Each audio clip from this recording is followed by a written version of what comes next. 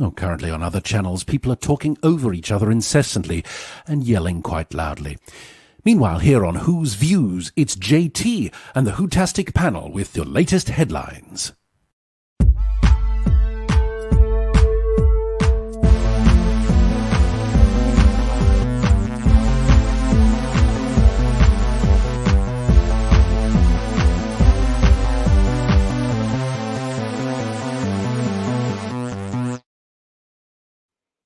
Hello, everybody. It's us at Who's Views again. These are your headlines on Wednesday, the 12th of June, 2024. How are you doing? It is lovely to see you. Come and see us. Come and chat with us. We have a big show for you tonight. I am talking a big show. We have got a lot of headlines to go through. Yes, we've got... we're going to be looking at more spins than Wonder Woman in such a short time. Actually, because only such a short time since that particular episode. Yes, and that particular instance, of course, that we're going to be talking about. I mean, what's been going on since the weekend? Yes, it's got more turns than our title sequence for this particular show. So let's bring the guys on now. I'm here, of course, with Third Doctor Ian and with Paul. Hello, hello, hello. So listen, are you ready for a big show? Oh, we are, yeah. Oh, yeah. I love that intro line, more spins of Wonder Woman. Super, like that. Thank you very much. Do I get an award? Oh, good. Send it in the post, please. Right. Very good. Well, listen, thank you, everybody that's in the chat. We will come to you through the show, but we do have a lot to get on with. So let's crack on. First of all, as usual, I want to say hello and thank you to everybody that's been messaging us, leaving comments and also emailing. Huge thank you to everybody as well for all your messages about us reaching that number. I'm very superstitious, but that number, we are delighted, aren't we, guys? So thank you so much for subscribing to the channel. Yes, thank you very much. Thank you. Yeah, absolutely. Fantastic. If you do want to get in touch with us via email, it's whosviews1@gmail.com. I know that Kirsty and Garbage, thank you guys. They are both in the chat with us as well, making sure everybody's happy and all cozy. Thank you for that. So I'm sure Kirsty will put that email in there for you. But it's whosviews1@gmail.com. And yeah, I'd like to say a special thank you to Rodney Strickler. Welcome to Who's Views. To Steve Hindley, thank you very much. Andrew, thank you, Andy, for your news report. We're going to put that in on Friday's headlines, I think. I'd like to say also a huge hello and welcome to Patrick, who has discovered Who's Views and through us has also discovered proper Doctor Who, classic Doctor Who, and sent us a lovely message to say that because of this channel, he's looking forward to going back and looking at all the original stuff with us as well. So thank you for that, Patrick. Welcome aboard. It's nice to see you. And also, I want to say thanks to Lex, who I know is in the channel. Hello, Lex. He's been very, very busy today, not just touching grass, but mowing it. He's done a lovely job. I can see that's very good. Yeah, yes. Fine lawn.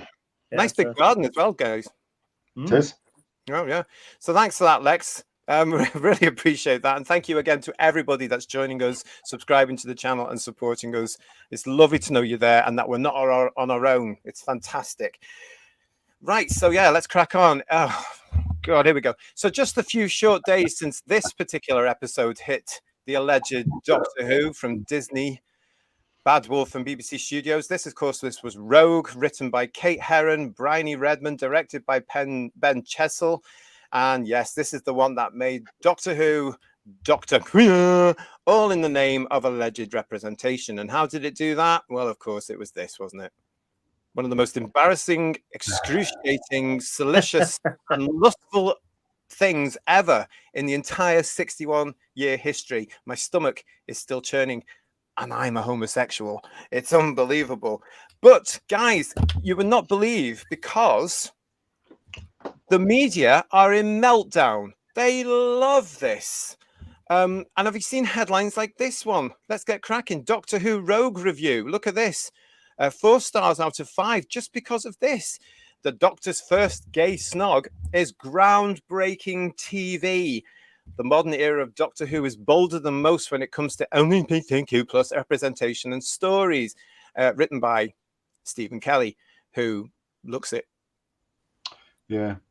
It looks like something I probably wouldn't get on with because I speak facts. So are you going to say something there, Paul? I was. What can I just ask? I'm sure you're going to go more into this when you continue with the article, but what is groundbreaking about it? Can I just ask? That's from my understanding. Is it a straight man? What's groundbreaking. I thought we'd passed that stage. We've already I'm had curious as well. gay kisses on TV. We've had interracial kisses on TV over the years. I thought we'd grown out of that now. We're just trying to get on with life and enjoy it and not be labelling people. So you're why totally we right. making a thing about it? Yeah, exactly. I totally agree with you.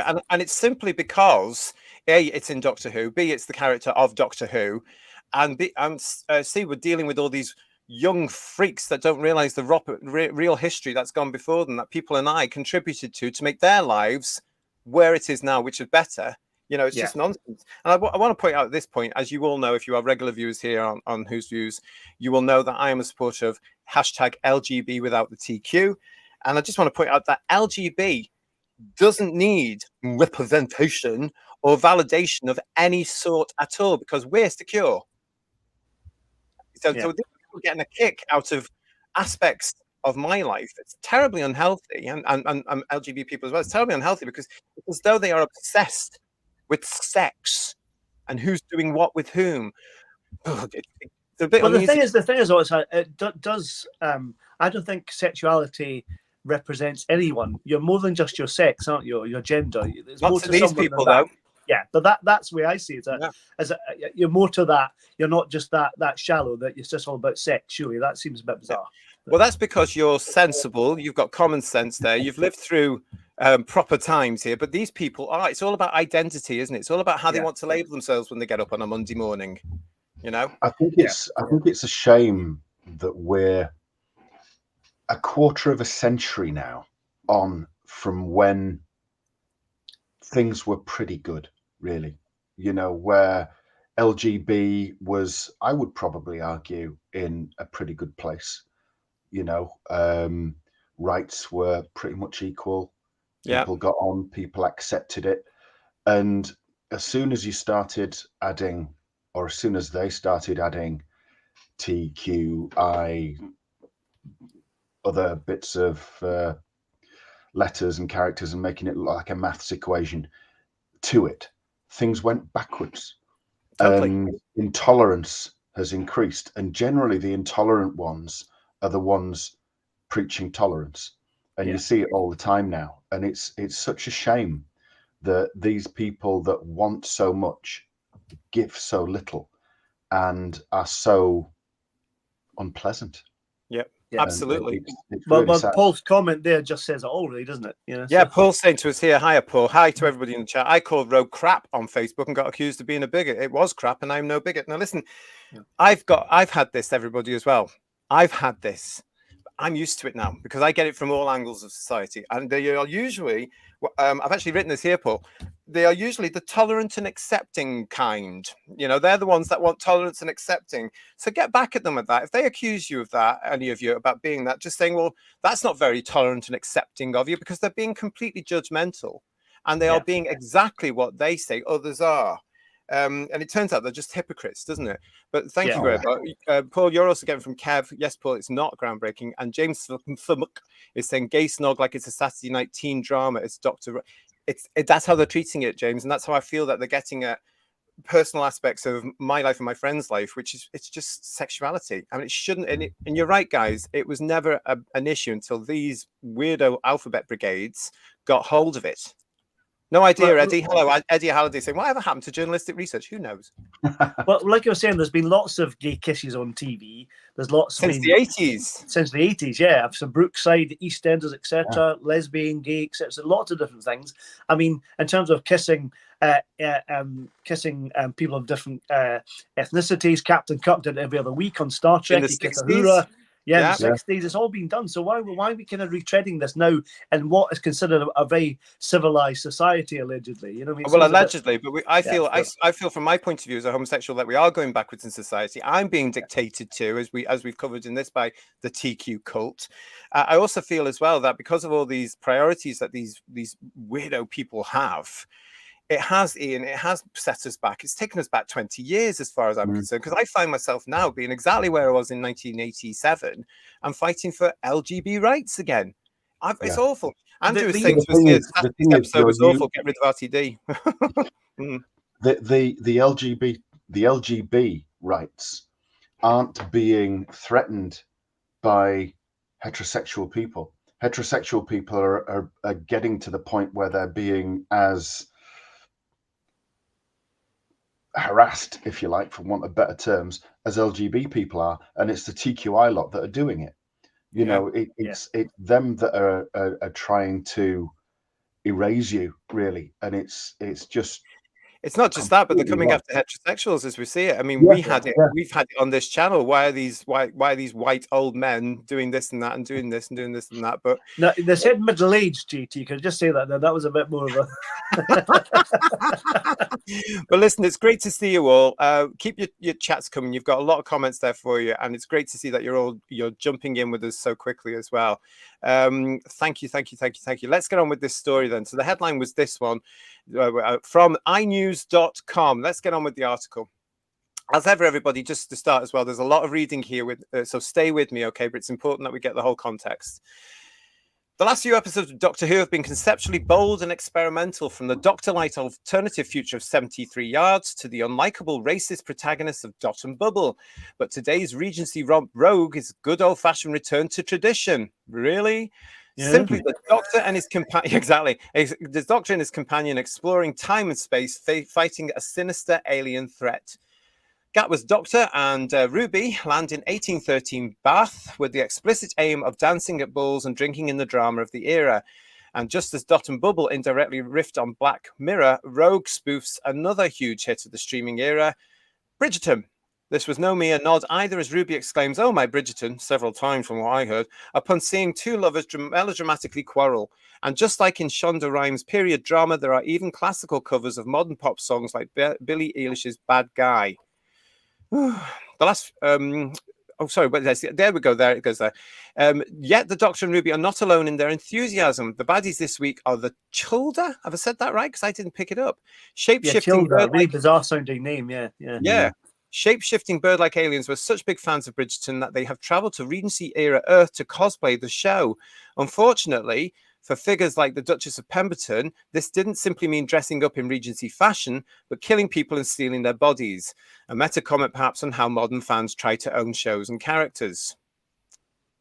It continues. Yeah.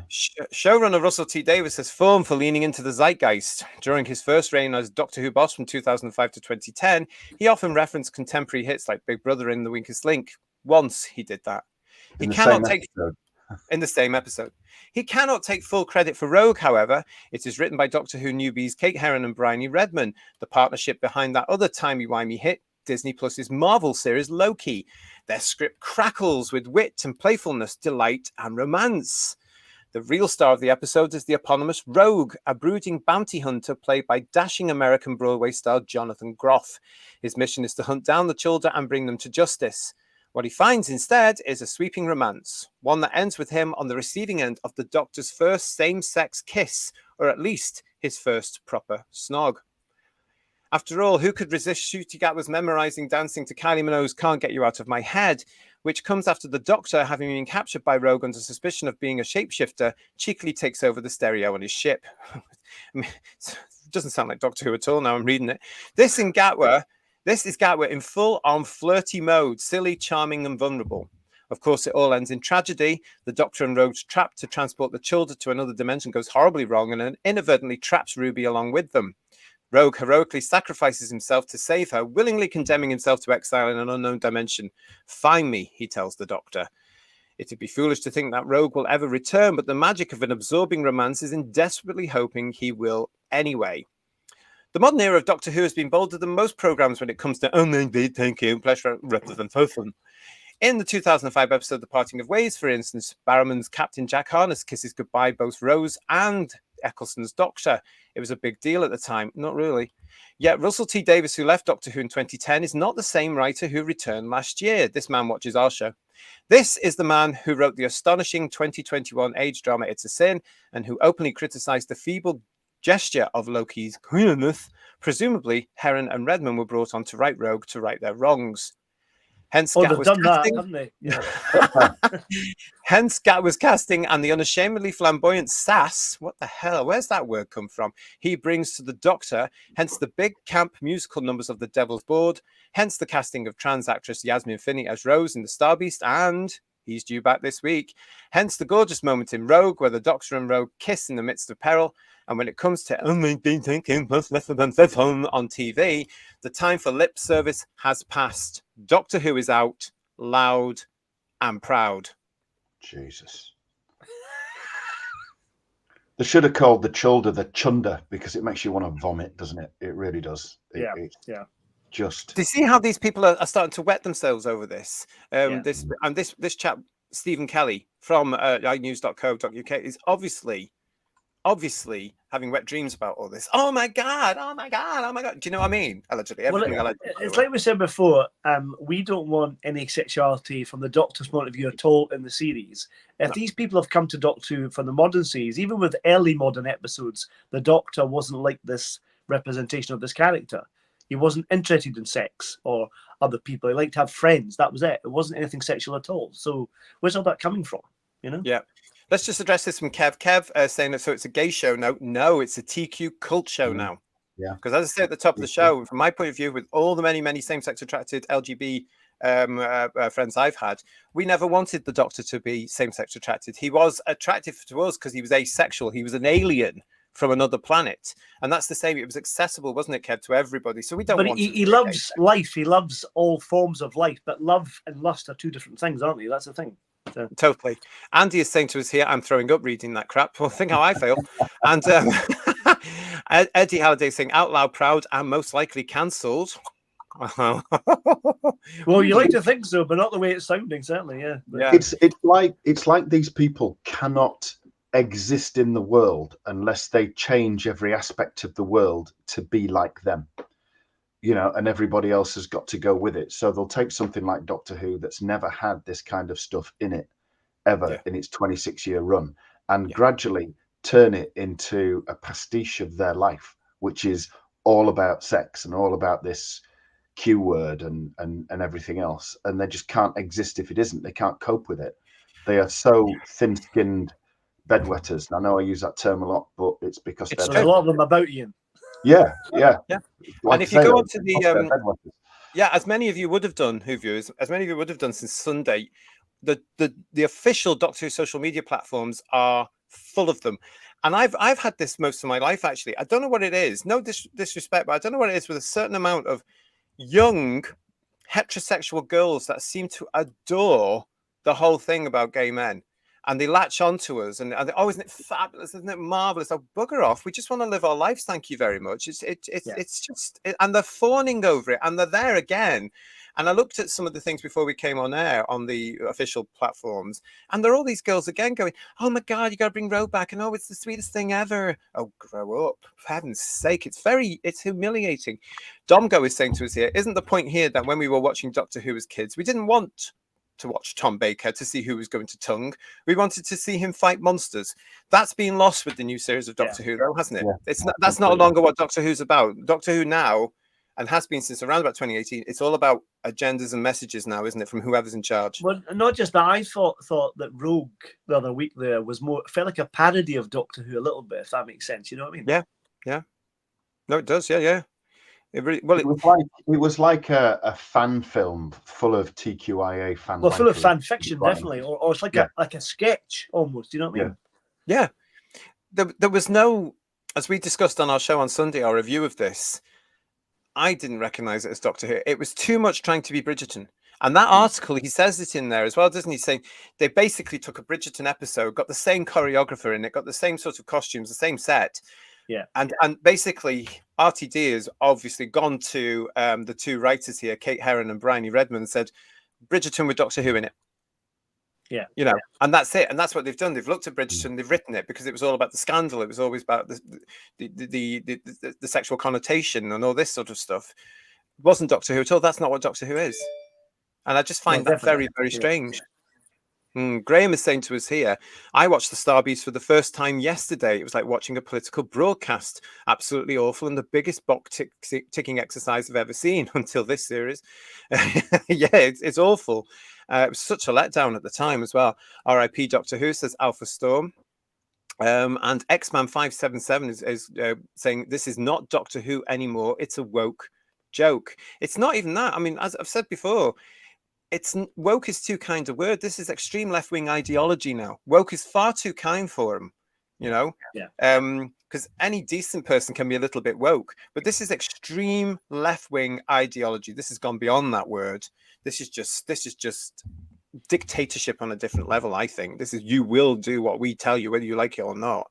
And Woodhouse 122 FFS, it's stopped being Doctor Who now, and now it's just LGBTQ plus propaganda. Yeah. Which is sad, really, because there's more to life than all that, isn't there? Like I said, there's more about the adventures of the Doctor, adventures of the universe, things that are more exciting, you know. But not to them though. Not to them. They can't see beyond it. They're incapable of functioning. You try. You know, Russell T Davies is supposed to be this fantastic writer, but he's a bit of a one-trick pony, really, isn't he? I mean, you look at all his you look at his Doctor Who series, running theme through it all, bit of this, bit of that, bit of the other. It's all what you've seen before. There's nothing new. If Russell T Davies was a really good writer, let's see him write something that doesn't have a gay angle to it, or an LG or a TQI angle to it, that doesn't have any kind of that, just something straight down the line. See if he could do it. He can't. He's not capable.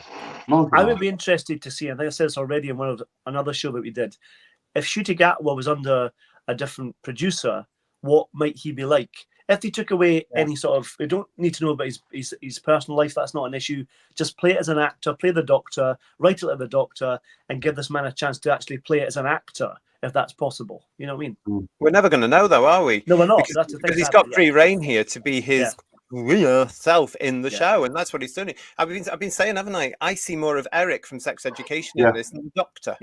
You know, Eric in funny clothes. And so we're never going to. And I do think as well, we've said this already, having a non-consistent look for the Doctor, changing every week, hasn't established his persona that well. I know it's not just about the clothes, but he needs an identity of the Doctor, and he's not got that. You know, he's going to become the crybaby Doctor. You've got the dandy, the clown, the crybaby Doctor, etc. That's how it's going to go. You know? But that's all he's doing, though, isn't it? In some respect, he doesn't have the silhouette, the costume silhouette. But it is about the clothes in a way that's all there is to him. That's all there is. That's the only talking point about his portrayal, is what the chuff is wearing this week. You know, and that's because you don't have a skilled actor, to be honest. I don't think, playing this role. You've got, and it's not even like what Patrick Troughton did early on. He wear disguises, he do different voices and different characters, which is more interesting. And he did one in drag, remember, in the Highlanders. You know what I mean? So he's done all that already. They've done that already. It's fine. And Pertwee's dragged up a bit, hasn't he? When exactly, the cleaning lady's superb. You know, All you have is this male model, this Q male model, who's just riffing off the same thing over and over and over. He's playing Ncuti Gatwa as Ncuti Gatwa, camping it up. He is like he is in real life. And he's been allowed to do that because he's been given the permission from the higher ups. Well, I did see an interview with him and some kind of thing with him and Millie, and he said, "How will you remember your Doctor?" And he said something really conceitedly. He's got a hot body. That's what they remember. It's like, well, no, we won't. We'll know somebody of his time, which was pretentious, egotistical. Oh gosh, I could carry on. He's not worth the effort. Ben Casey is saying, "Just want adventure, not a political show." Absolutely. And Raymond is saying to us here, "I've seen hundreds of posts from people since Saturday saying that they are out. Like you, I think even though it's a finale, the figures will be hit badly." Well, we will be looking at that. Obviously over the weekend as well. So Dalek I Love You is saying to us here, this was advertised as joyride in space, etc. A smiling, carefree Doctor, but what we've got was constantly sobbing Doctor and a miserable slow ride to nowhere. It is true though, isn't it? I'd like to say hello to Michael. Hello, Michael. Nice to see you. Thank you for joining us. And Dino V is saying to us, if Whose Views didn't exist, I would not even watch the programme formerly known as Doctor Who. Close the channel down so I do not have to watch Doctor Pooh and join in the chats. Good for you. Thank you very much. That's great. Nice to see you. Thank you, Dino V. Lovely to see you. And Anthony is saying here, RTD is perpetuating stereotypes with Rogue, doing just the opposite of what he thinks he's doing. I would agree with that because he's doing that with everything. He thinks, as all the people around, this is why I call it a cult. They seem to have clubbed together to be able to say, we're on the right side. This is what it's going to be. This, like this, rights. That's this. Not realizing that the underlying element of what they're saying is homophobic and misogynistic. And when they do, if they have realized, they're turning a blind eye to it. So how hypocritical are they? How dangerous are they? It's just very, very odd. And I've got no respect for any of them anymore.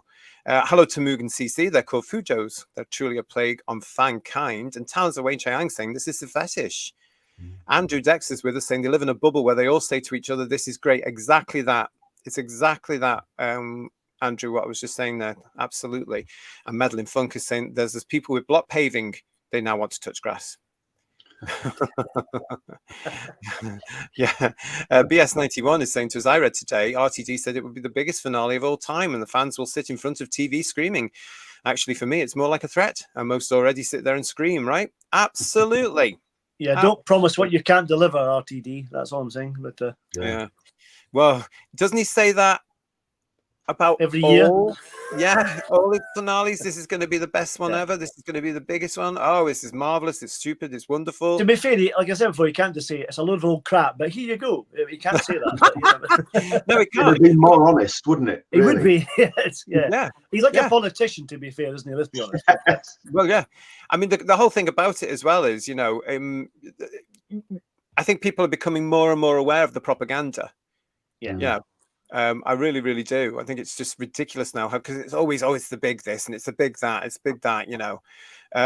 Saw that the Doctor Who YouTube channel posted videos on the Doctor's romances. Thoughts? Well, you know my thoughts, Doug. I don't believe the Doctor should have any romance at all. To me, he is an asexual Time Lord. That's my Doctor. Yeah. And we're going to get people saying, what about Kameka and the Aztecs and blah, blah, blah, and all that kind of thing, you know. They just try and put spin on anything, don't they? I mean, they'll be writing that Troughton tried to slip one with Janley in Lesterson's office in Power of the Daleks while he was still recovering from his regeneration. If they Well, to be fair, Ian, with that story's missing, so you never know, you know.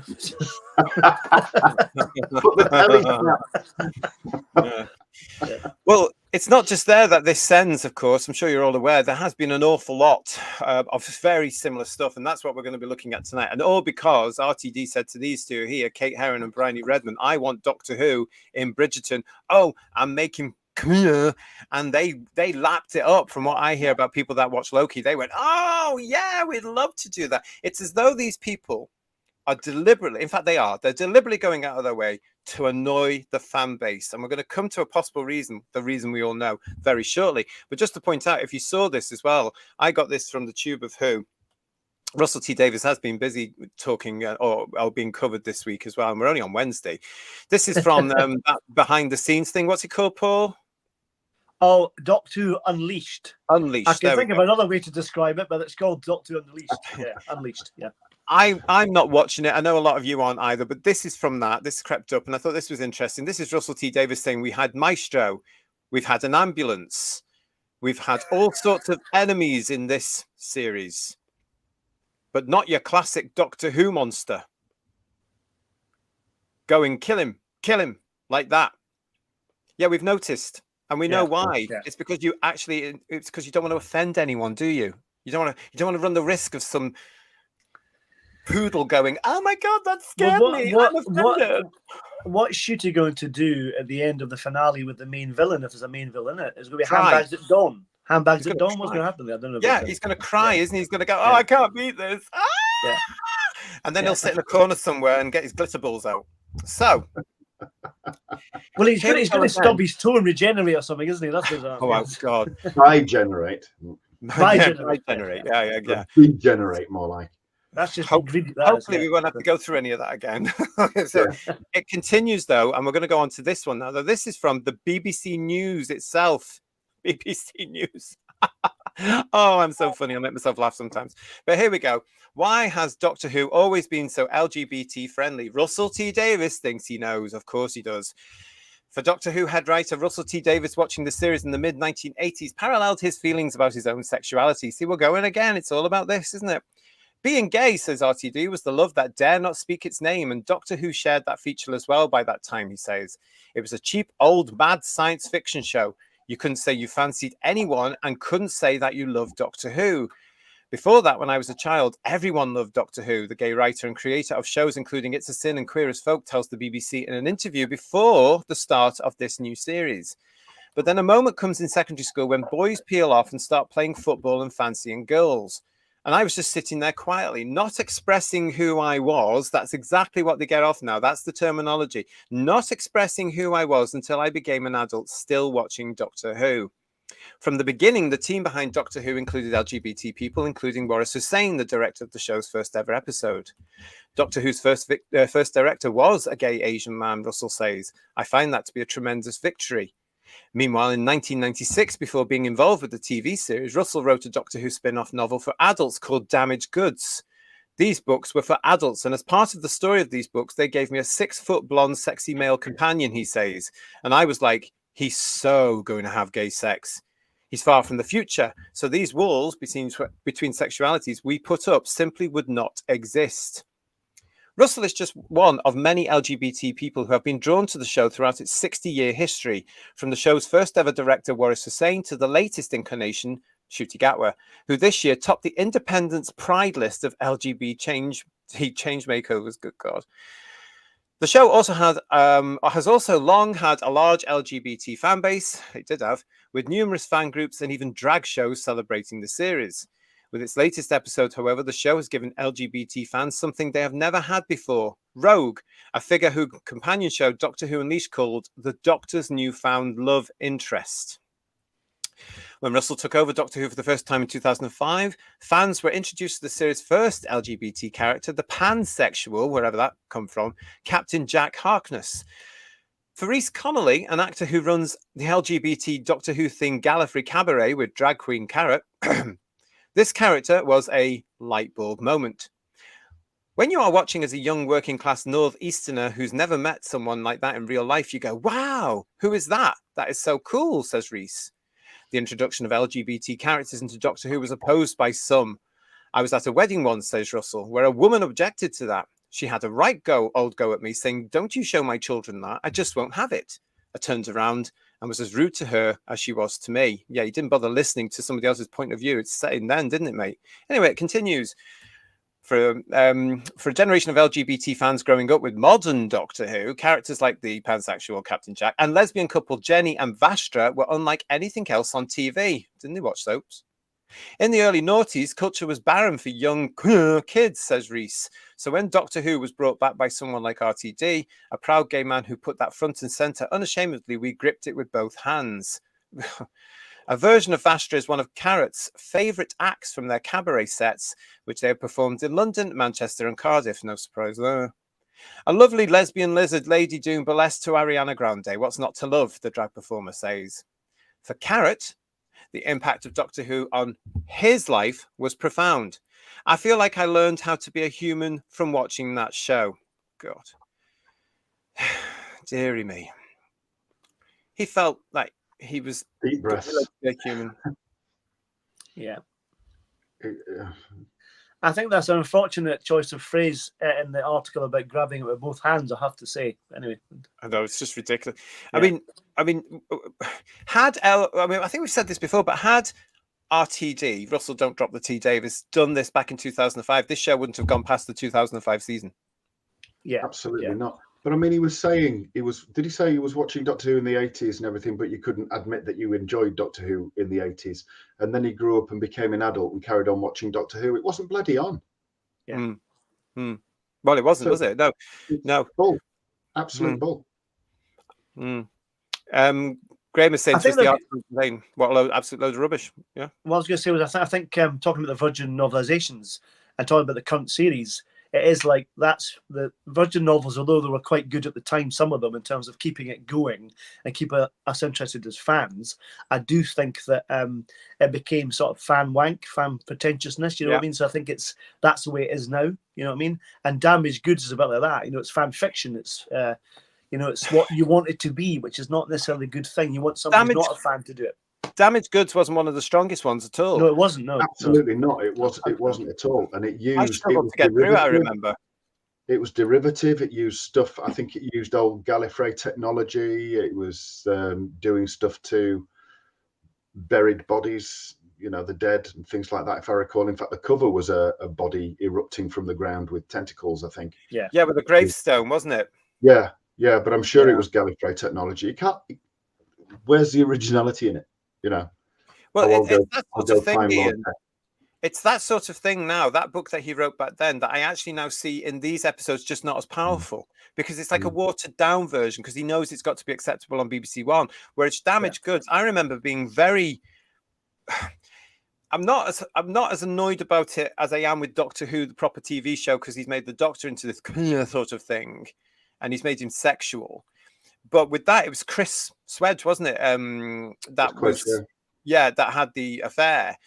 Yeah, it just didn't sit right in Doctor Who. But I turned a blind eye to it. I mean, it took me ages to read that particular book because it was actually quite boring.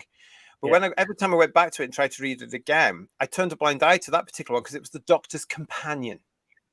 And these were different stories as such. So I don't know. I mean, those original novelizations, for want of a better term, they went a lot more risque than that. I recall, I think it was Transit, which may have been an Aronovich book, had a line where one character was a prostitute and would go home and was eating mint to get rid of the taste of semen from the mouths. I mean, that was a Doctor Who novel in the 1990s. Russell T Davies wasn't bloody groundbreaking even then. Other people had gone further. But that kind of thing was completely unnecessary anyway, wasn't it? Let's be honest. Completely unnecessary. There wasn't a storyline about Dodo dying from syphilis or something like that. Yeah. One storyline. Absolutely. It's absolutely shocking. Absolutely crazy. And in the BBC books, when they took over, TARDISes weren't high technology anymore. TARDISes were bred. And there were bull TARDISes that shagged female TARDISes. I mean, it was just nonsense, wasn't it? It was absolutely ridiculous. I mean, that was just complete and utter fan nonsense. And yet some of those writers have come onto the TV show and started writing for the TV show. So it's all in there. And we're now seeing it via Chibnall, and we're seeing it through Russell T Davies as well. Now we're seeing that I don't know what it is. It's as though they don't care. They don't really care about putting television in. It's just that they've got this position, they've got the control of their favorite show, and this is what they're going to continue. Kev is highlighting it here. So there it is. RTD is going through a midlife crisis by trying to rewrite his childhood through Doctor Who scripts. I think he's well over his midlife crisis, but I know what you mean. He's 61, I read Changemakers, says Sam, as cringe makers, and I think I was right the first time. Absolutely. I agree with that one. Keep all your comments coming, everybody. It's nice to see you all. Stephen Braddock is telling us apparently this new series has picked up a new core audience of around 200,000. Wow, but you've lost millions. Your actual audience. We're going to be coming back to that very shortly as part of this show. So keep He's that done with the kids, man. Yeah. A lot of people there. Lynn, hiya. Lynn is saying we're all identifying as vegetables now, are we? Call me broccoli. Okay, yeah, fantastic. We certainly will, broccoli hob day. And Saint194 is saying to us here, RTD has orders from the top of the BBC to hit agendas and tip boxes. Forget the quality stories and characters from back in 2005.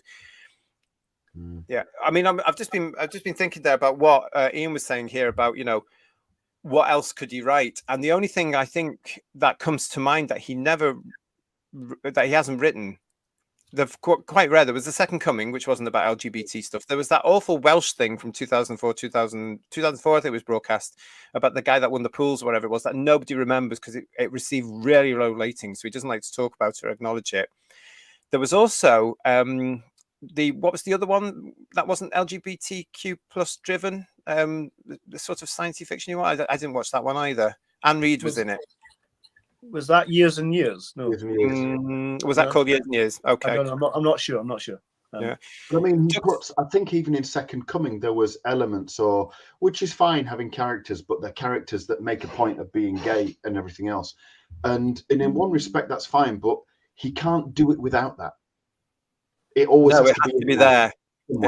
Yeah. And we've highlighted it in his interviews on the show, isn't it? It's because he knows it, and that's the life he lives. Well, it must be pretty damn boring if he's running around every single day just being with that sort of thing and thinking about that every single day. It's a bit dodgy in my eyes.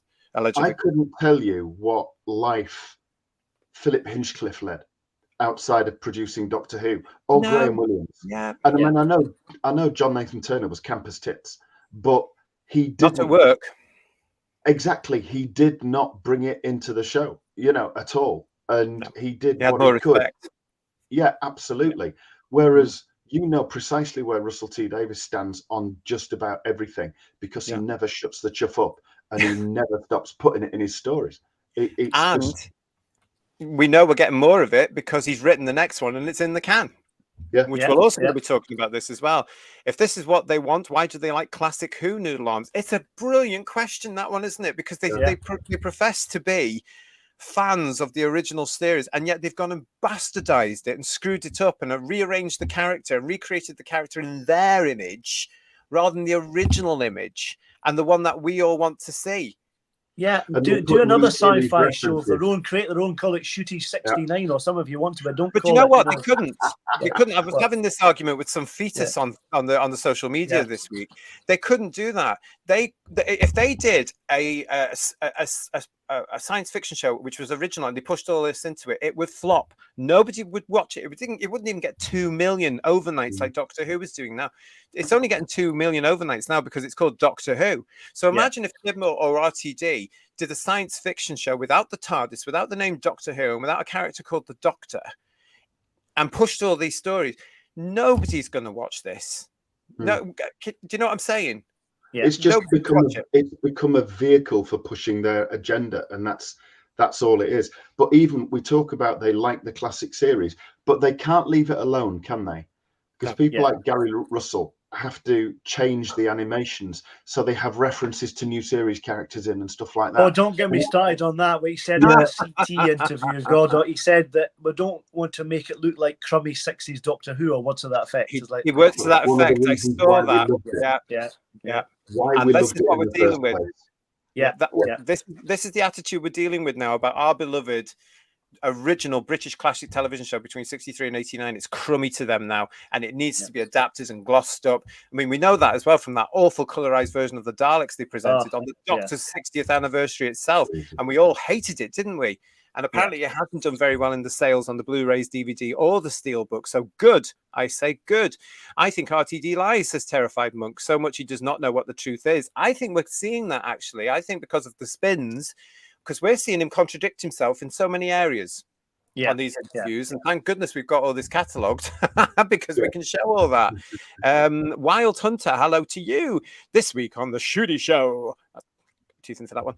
Shooty goes to Bridgerton. Shooty meets a new love interest. Shooty's companion is in danger. Shooty cries. All ends well. No mention of the Doctor at all. Got you there, Wild. You're absolutely right on that.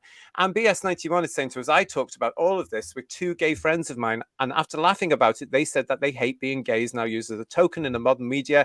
Not every representation is a good one. I'm with your two gay friends. Tell them to come and subscribe to the channel because like-minded, we're all here to fight the oppressors. Yeah. Well, it seems that everything's a token, isn't it? The whole thing's full of token things, isn't it? Not just gay people, disabled people, etc. Yeah, it's terrible. They think if we put this in, they'll all like us and they'll all flock to us, and it just doesn't work like that, and it's crap anyway. It's like random storytelling. Let's throw as much as we can at the wall, see what sticks. And as I said to you guys before, I said to all our Whoviewers before, this is not what people like me were on the front lines in the United Kingdom for LGBT rights were fighting for in the late 80s and the 90s and even into the early 2000s. This is not what we wanted. We just wanted equality, and we achieved that. And now we've seen the rise of homophobia and intolerance, and they're all screaming about it, but it was them that bloody well created it. They created it, and they're contributing to it now by ramming it down everybody's throats, literally on every single movie, television show, theatre show, media piece, radio show, sponsorship in this Holy Pride Month, all this sort of stuff. It's there all the time, to the point where people like myself and a lot of your friends who are LGBT, we're sick of it. We're sick of it. Never mind everybody else. We are sick of it. Rob McCord is saying to us here, it's very sad. It is very sad. Yep. Did RTD2 ever meet John Nathan Turner? Asking, do you know? I don't know if he did. I honestly don't know if he did. I am not aware of him meeting John at all. I think if he did, he would give him such a slap, probably, allegedly. Bless him. Yes, Douglas is saying to us here, my biggest issue with the Kissing Rogue was that it was lustful. It was salacious and it was lustful. I said this on our review on Sunday. I mean, you can see it. If I can load that picture up again, brace yourselves, everybody, for this awful, awful, awful moment. pass me my slip book, because look at that. You can see Ncuti grabbing the man's head, right? Now that is salacious. That is lustful. And that is not the Doctor. No way. Well, I'm glad they didn't do the kiss in the TARDIS. God knows what would have happened if they were just the two of them on their own. You know, they got a TARDIS to themselves, you know. But, This is mentioned in some point in one of these articles, and I think it might be this one, because the next one that's wetting themselves over this, of course, is from Pink News. And this is Marcus Ratton. So again, I'm going to say Pink News for those of you out in the UK. Pink News used to be called the Pink Paper. Yes. And in the 80s and 90s, it was a free broadsheet that was around in many of the gay venues around the country, mainly in London and the Southeast, but it would hit Manchester, Cardiff, Newcastle as well, maybe even Liverpool. And people would pick it up and you would read it and you would get news about pop stars, politics, because it was important for us to know what was going on back then as well. You would get local information, local group information, contacts, because we didn't have the internet in those days. So it would tell you this local group is here if you want to go and speak to people. It was actually a great resource that stood up for LGBT rights. Not anymore, because of course in recent years it has been taken over by the TQ cult, and as far as I'm aware and have been told, the amount of people in their offices that call themselves queer is amazing. Anyway, this is Doctor Who's Ncuti Gatwa kisses Jonathan Groff in milestone gay moment. Be prepared for this. Ncuti Gatwa and Groff make out and make history in Rogue, the latest episode of Doctor Who, sharing a passion kiss and marking the start of the Time Lord's first fully fledged gay male romance. Some fans saw it coming a mile off, with TV writer Russell T Davies helming Doctor Who's new season, and with a legendary two-hearted alien being played by a actor for the first time, it did seem inevitable. Yeah, we see it now, don't we? Very clear. After all that, Davies teased that the Doctor would be exploring his queer energy in the new season, and with the help of Groff, he certainly has. That's the headline again. Don't forget that. Okay. The pair went from foes to friends to potentially more than friends as Rogue opened up about losing a special man in his life. As the duo fought off the villainous bird creatures, the Chulder, they grew closer, suggesting they would argue across the stars together at some point in time. Speaking at BAFTA's A Life in Pictures event in London last night, the 10th of June, Davies explained why Gatwa's iteration of the Doctor arguably has more personality than previous regenerations, and why he made his feelings about Rogue so clear. Davies said he wanted Doctor Who to be a haven for children whose characters are being forged by adult material on social media. He was looking for the Doctor to be more expressive, so children would feel able to be honest with their emotions too. He is happier than he used to be. This is the Doctor, says Russell T Davies. He's sadder than he used to be. He's angry and he shows it. He started talking about his family. He's just opening up a bit more, Davies said. You've still got to keep the character the same. well, really? Yeah, exactly. He hasn't managed that at all, has he? He's still got secrets, but he's falling in love. Again, did you see that there? Yeah. Hypocrisy there. Contradiction, so he's gone from, yeah. You've still got to keep the character the same, but he's falling in love. Not the bloody same at all, then, is it? So I was going to say, he's got more personality than other Doctors as well. Where's that? Has he dropped it down the back of the sofa? Where did that go? Exactly. Yeah, and exactly. Why is he sadder and angrier? Because he left all that behind with the bi-regeneration thing. Yeah. He was supposed to be happy as Larry and everything, but he's crying all the time like a wet weekend. And he's sadder and angry. What about literally bugger all's happened to him? Don't forget, it was RTD that made him sad and angry because he brought in all that Time War nonsense.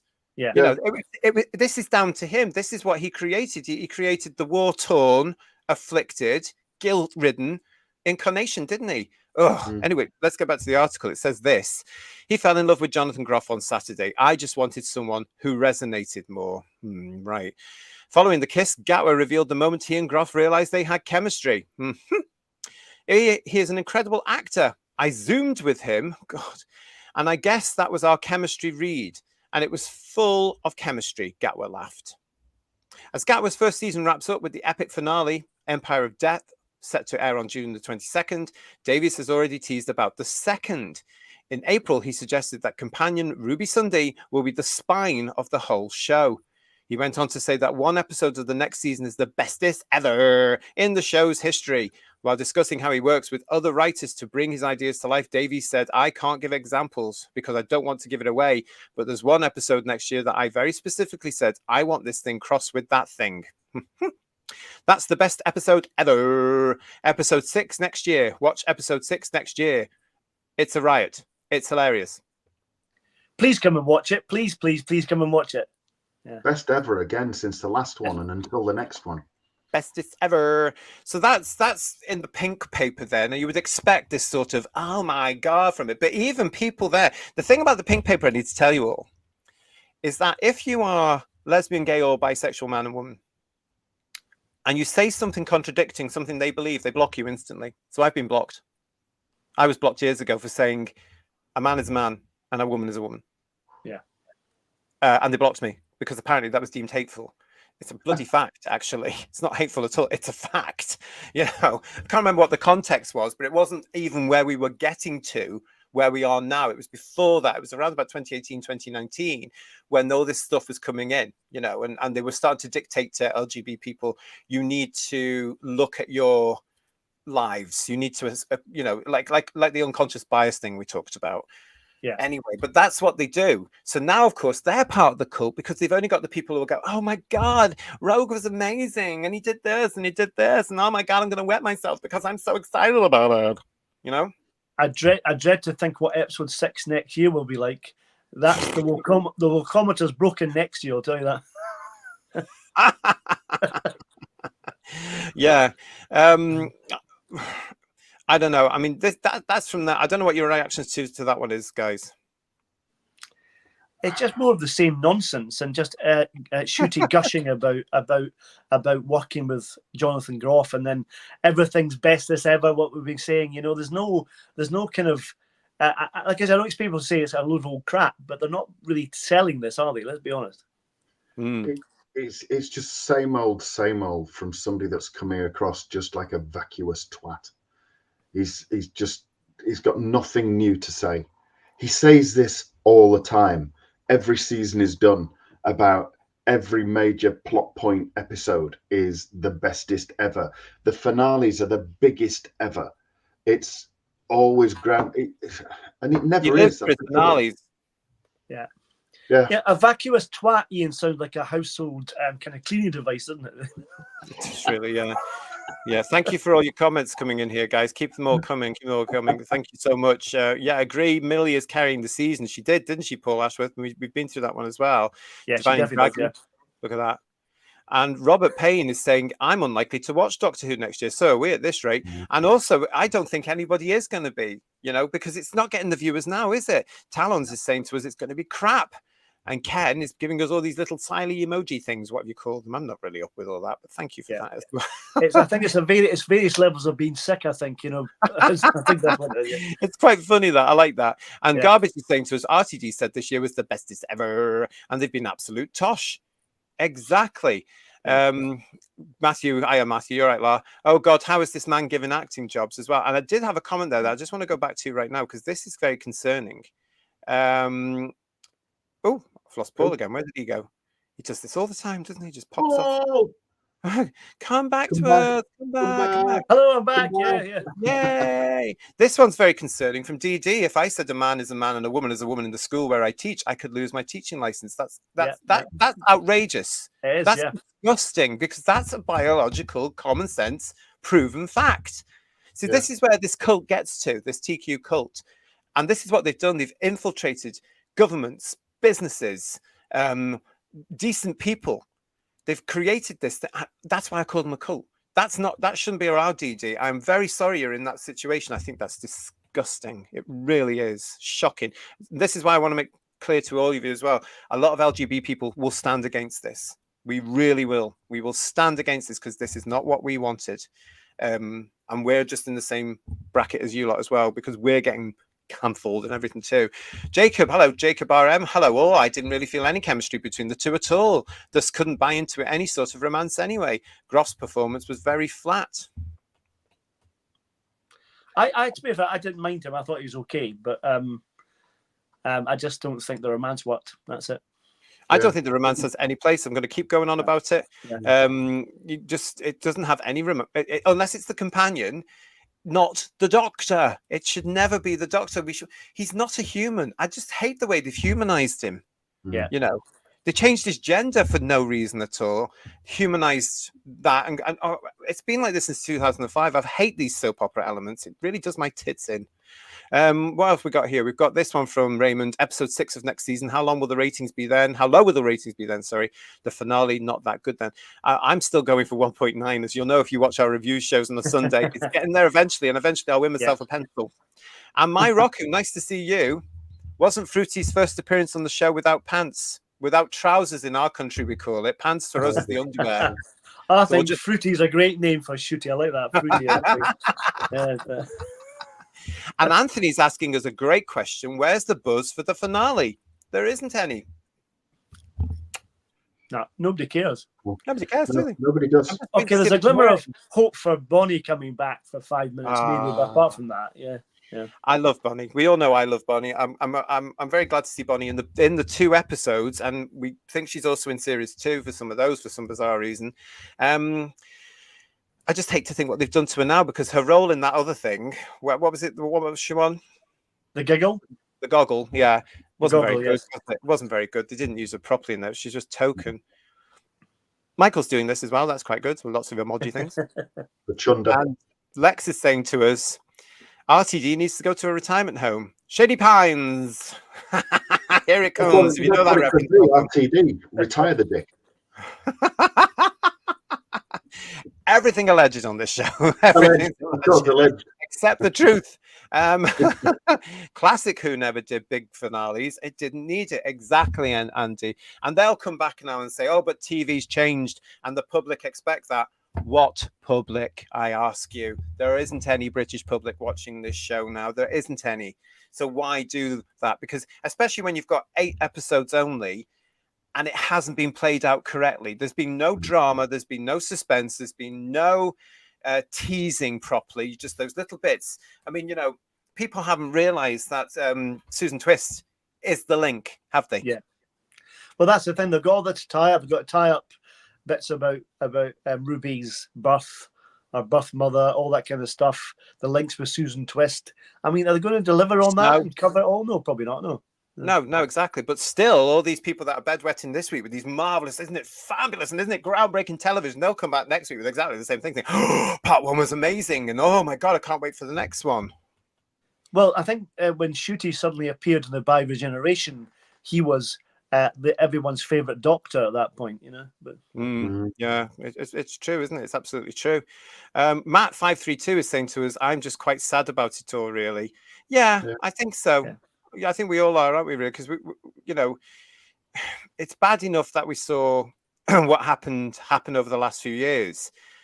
But of course, here in Britain, we've also seen the destruction of the show as people leave it, and it's continuing. And I keep saying, all he had to do was bring back Doctor Who and do it properly and write good science fiction. And he decided not to do that. And that's, well, it's pushed people back, hasn't it? Yeah.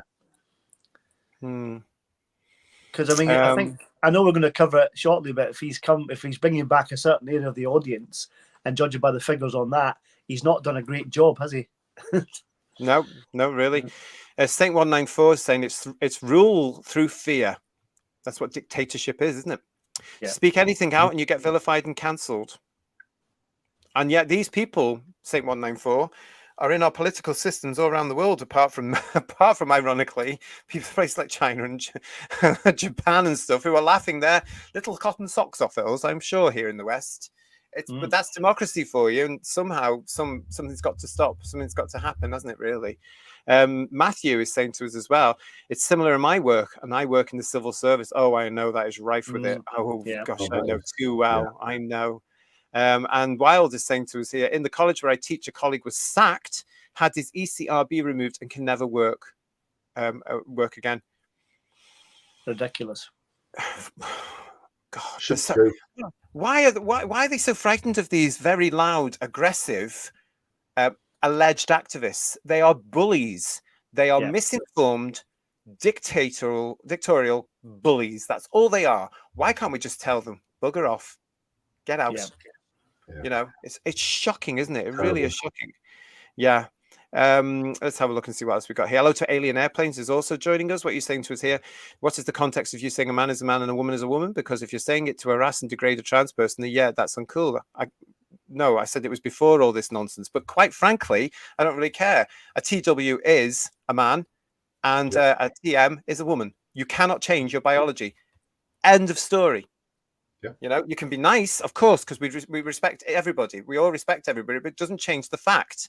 And I will not be dictated to by these losers being told you have to use this pronoun or that pronoun. No, not at all. I will decide through my eyes. Simple as that. So I don't care if it's uncool or not. It's a fact. We're going to have more of that, I'm sure, this week, because guess who's back this weekend? And I, for one, will be referring to him as a him. Jason Noble, I believe he's called. Yeah. So. Well, that's the character's name, isn't it? Yeah. Right. Yeah. Anthony, I've seen your comment there, Anthony. But you're naughty. Let's carry on then. What else we got here? Right, we've got all this coming on here. Oh yes. So we've going from the pink paper. Oh, thank goodness, because it's an old rag. I wouldn't wipe my arse on it. We're going to be now going to the Radio Times. And the Radio Times has got a Doctor Who cover this week for the first time since the last one. Okay, so there's not going to be 3 of them in the episode, is there? That's what I was thinking. I was dreading They've done that it. before, haven't they? Yeah. They did it with Jodie and Flux, and they did it with David Tennant. So they're going to do it again? I bet they do. Yeah. Oh. Well, again, rehash what's been before, but yeah. Not even a brilliant cover, is it? Because it doesn't mean anything. I looked at it and thought, well, what's this about? And it doesn't address anything. It doesn't seem to be about anything. But this is the first Doctor Who cover it's had in a little bit of time. Again, would you look at that and think that's Doctor Who? Because look at what he's wearing. I'm going to say this again. I said this last year. It looks like he's just, and he probably has, to be quite honest. Now we know the context. He's just stumbled out of a 1980s gay disco because he's in the black leather jacket, which I quite like, but it's a biker jacket. He's in a white t-shirt, which is quite tight. He's in faded blue jeans and he's in black leather biker boots. He's he's the policeman from the Village People, isn't he? I think that's what he's going for. Doctor, ladies and gentlemen. Yeah. He's wearing his engagement ring, isn't he? Was that one about? Was it there? Did you see it? On his little finger. No, it's only. Oh, the engagement from Rogue, of course. Yeah, maybe he is. Yeah. Anyway, you're going on a completely different tangent there, Paul. I'm sorry. My juvenile mind was going somewhere else. So I beg your pardon. They're terrible, aren't they, these two? Well, listen, here we are then with the Radio Times. Now, we are going to be coming to the TV listings magazines on Friday's show, as usual, as we do every week. We look at them there. There are quite a lot of them this year, so we'll look at them on Friday. So come back for headlines on Friday with the guys and myself as we go through all that stuff. But in this week's Radio Times, it was this. Now, this is the editor. Okay, now listen to this. There has been a great deal written in response to the new series of Doctor Who in recent weeks, some of which you will have read in our feedback pages. But whether you're an avid fan or a casual viewer, how the show is received is very important to its future and to the future of the BBC. This latest incarnation of Doctor Who is a canary down the coal mine, quote. I don't know where that's from. As much as I might dead. As much as I might wish that the TV world was stuck back in time when I was hiding behind the sofa, watching our 19-inch black and white pie TV as Patrick Troughton battled the Ice Warriors, things have moved on. The BBC brought Russell T Davies to take the Whoniverse to a new global audience and also handed over the streaming rights of the show to the Walt Disney Company. This seems to be leading the way for the BBC to create and fund shows that have worldwide appeal and that keeping up with the streaming companies and their mega million-dollar budgets. While in the case of Doctor Who, it's keeping the values and principles of a show that has been part of British culture since 1963. It's a gamble, but in terms of the viewing figures and critical response, it's one that appears to be paying off. Russell T Davies is to be commended for once again making Who more accessible to younger viewers, the people who were always awed and inspired by it from day one. We talked to Davies on page 12 about the 2-part finale to a series that has been full of energy and vigour, thanks in no small part to the new Doctor played by the immensely talented Ncuti Gatwa. Davies won't be drawn on what we will see, but he does say this. It's one of my favourite stories. It's a story that I pitched this whole show to Disney with. a story with which to perhaps welcome a new era of programme making for the BBC. So this is the editor of Radio Times, Shem Law, and I trust that it is. Well, like I say, if it was an experiment and they're trying to test, have the canary there just to make sure it doesn't get gassed, I think the canaries are the canaries cease to be, I have to say. Yeah. Well, doesn't that come across as, again, show business, Ian, being slightly dictatorial? You will like this. This is the way your television's going to go. And it would be, you know, it's not down to me to tell anybody how to contact the BBC, is it? And tell them how, you know, what number or where to get. Because if they're interested in what the feedback is from the viewing public, what's left of it about what Doctor Who is, I mean, they make it very difficult to find certain things like, oh, I don't know, phone numbers, for example. And God forbid that I would ever tell anybody what it is. Have you had a response from your complaint yet that you did months ago? No, not at all. Shall How surprising that is. Yeah. I'll tell our new viewers what that's about. Back in the beginning of the year, here on Headlines, I made a complaint to the BBC about RTD's ongoing rants. I can't think of any other word. And how he was representing Doctor Who and what this and this and this and this. And I complained to the BBC. And I got an email back eventually, even though the very nice lady on the phone was shocked about what I was saying. He said this, he said this, he said this. And she was shocked, and she put me onto the line manager, who was also a little bit. So they took my complaint. And then I got an email back about a week later saying it was nothing to do with the BBC, because Doctor Who was now an independent production run by BBC Studios and Bad Wolf.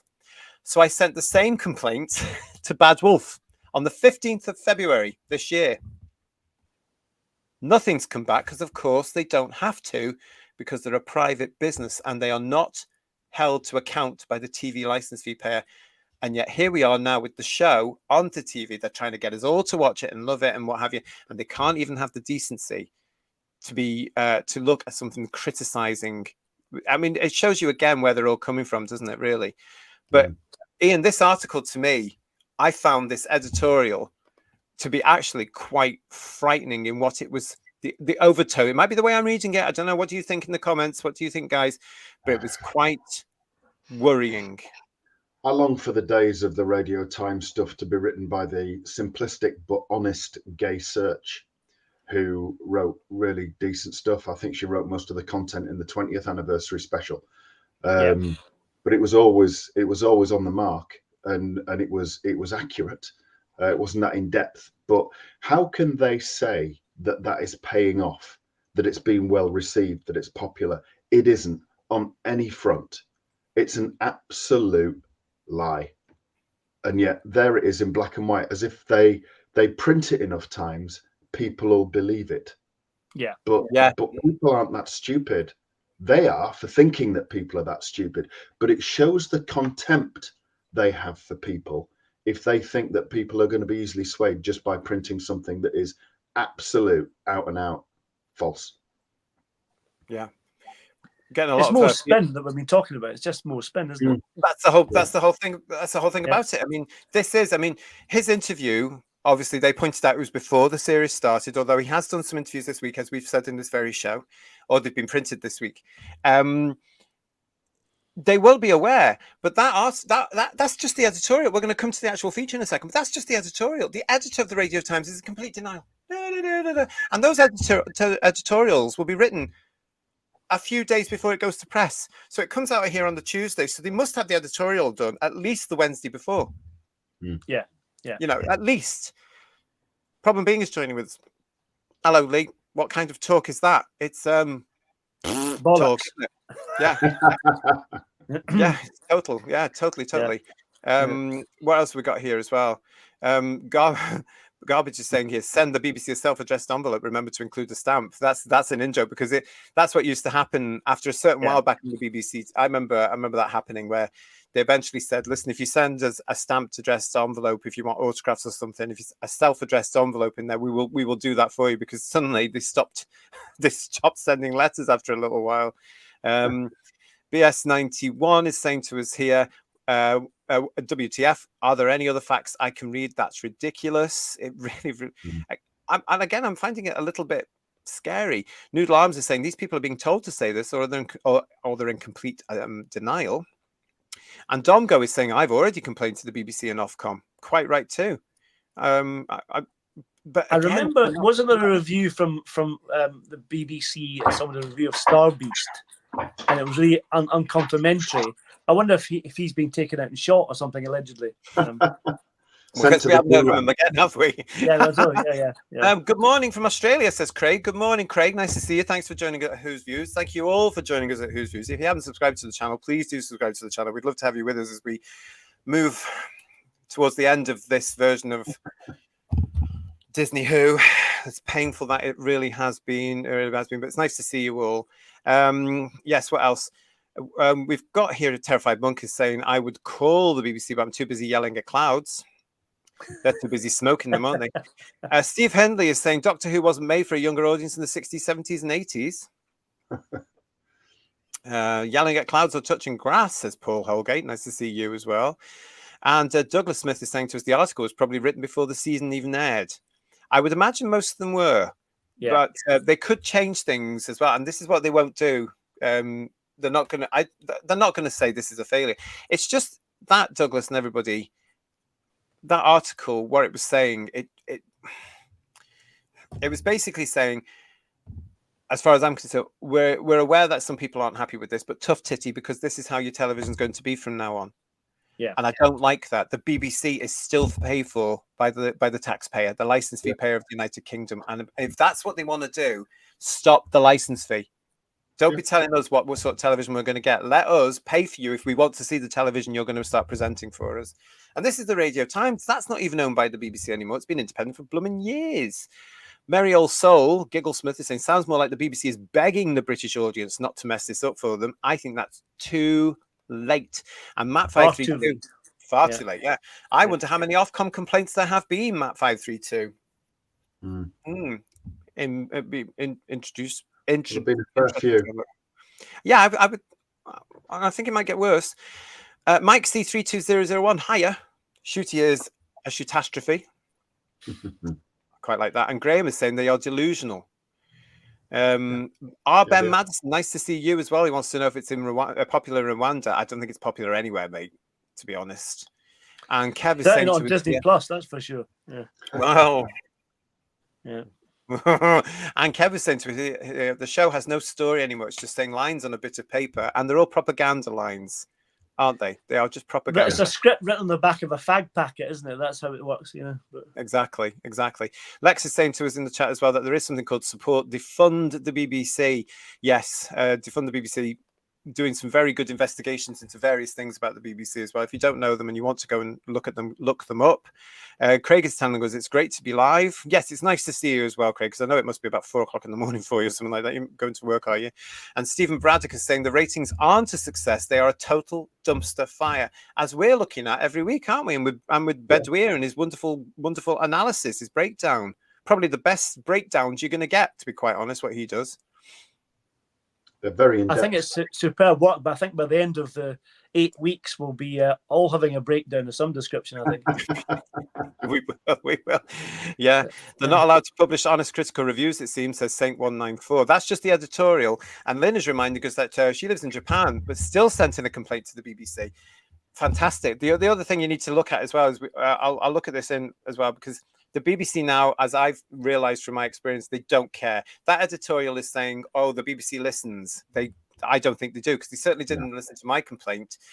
And because it's now, as they said, and I showed on that show back in February, they didn't even refer it. It's an independent now. It's nothing to do with us. Yeah. How lazy and how unresponsible is that from our national state broadcaster? Yeah. No, you've broadcast it. You've ordered it. No, you take it. This is a BBC property. I don't care if it's Norwich Studios. You should be taking responsibility for your viewers. Just absolutely typical, isn't it? All there. Hello, Enigmatic Joker. He's joining us. Where have you been? Thank you for joining us. And Graham is telling us, hang on in there, JT, not long till we can all start enjoying proper Who again. And we are looking forward to it, guys, aren't we, on this channel? Oh, definitely. Yes. We today decided which Pertwee we were going to be reviewing in a few weeks' time. We're not going to tell you yet. You have to wait for it. We've decided. That's good. We've decided. Oh, I forgot to tell you. Yes, we've decided. Didn't tell me. There's speculation afoot, but I never got confirmation. So I've been on Dimensions tenterhooks in ever time, since. isn't it? Yeah. No, it's not Dimensions in Time. We just stop mentioning that on the show, please. It's just that it was a lot of hard work for no money. Right, the BBC are the masters of false spin. They could make getting cancer sound like you should be grateful. It's strange you should mention that. And Rick Costa, I love your coffee. I'm so glad to have found you guys a voice of reason in this current Whoverse madness. Thank you for that. We appreciate it. It's lovely to see you as well, Rick. Really, really is. So thank you.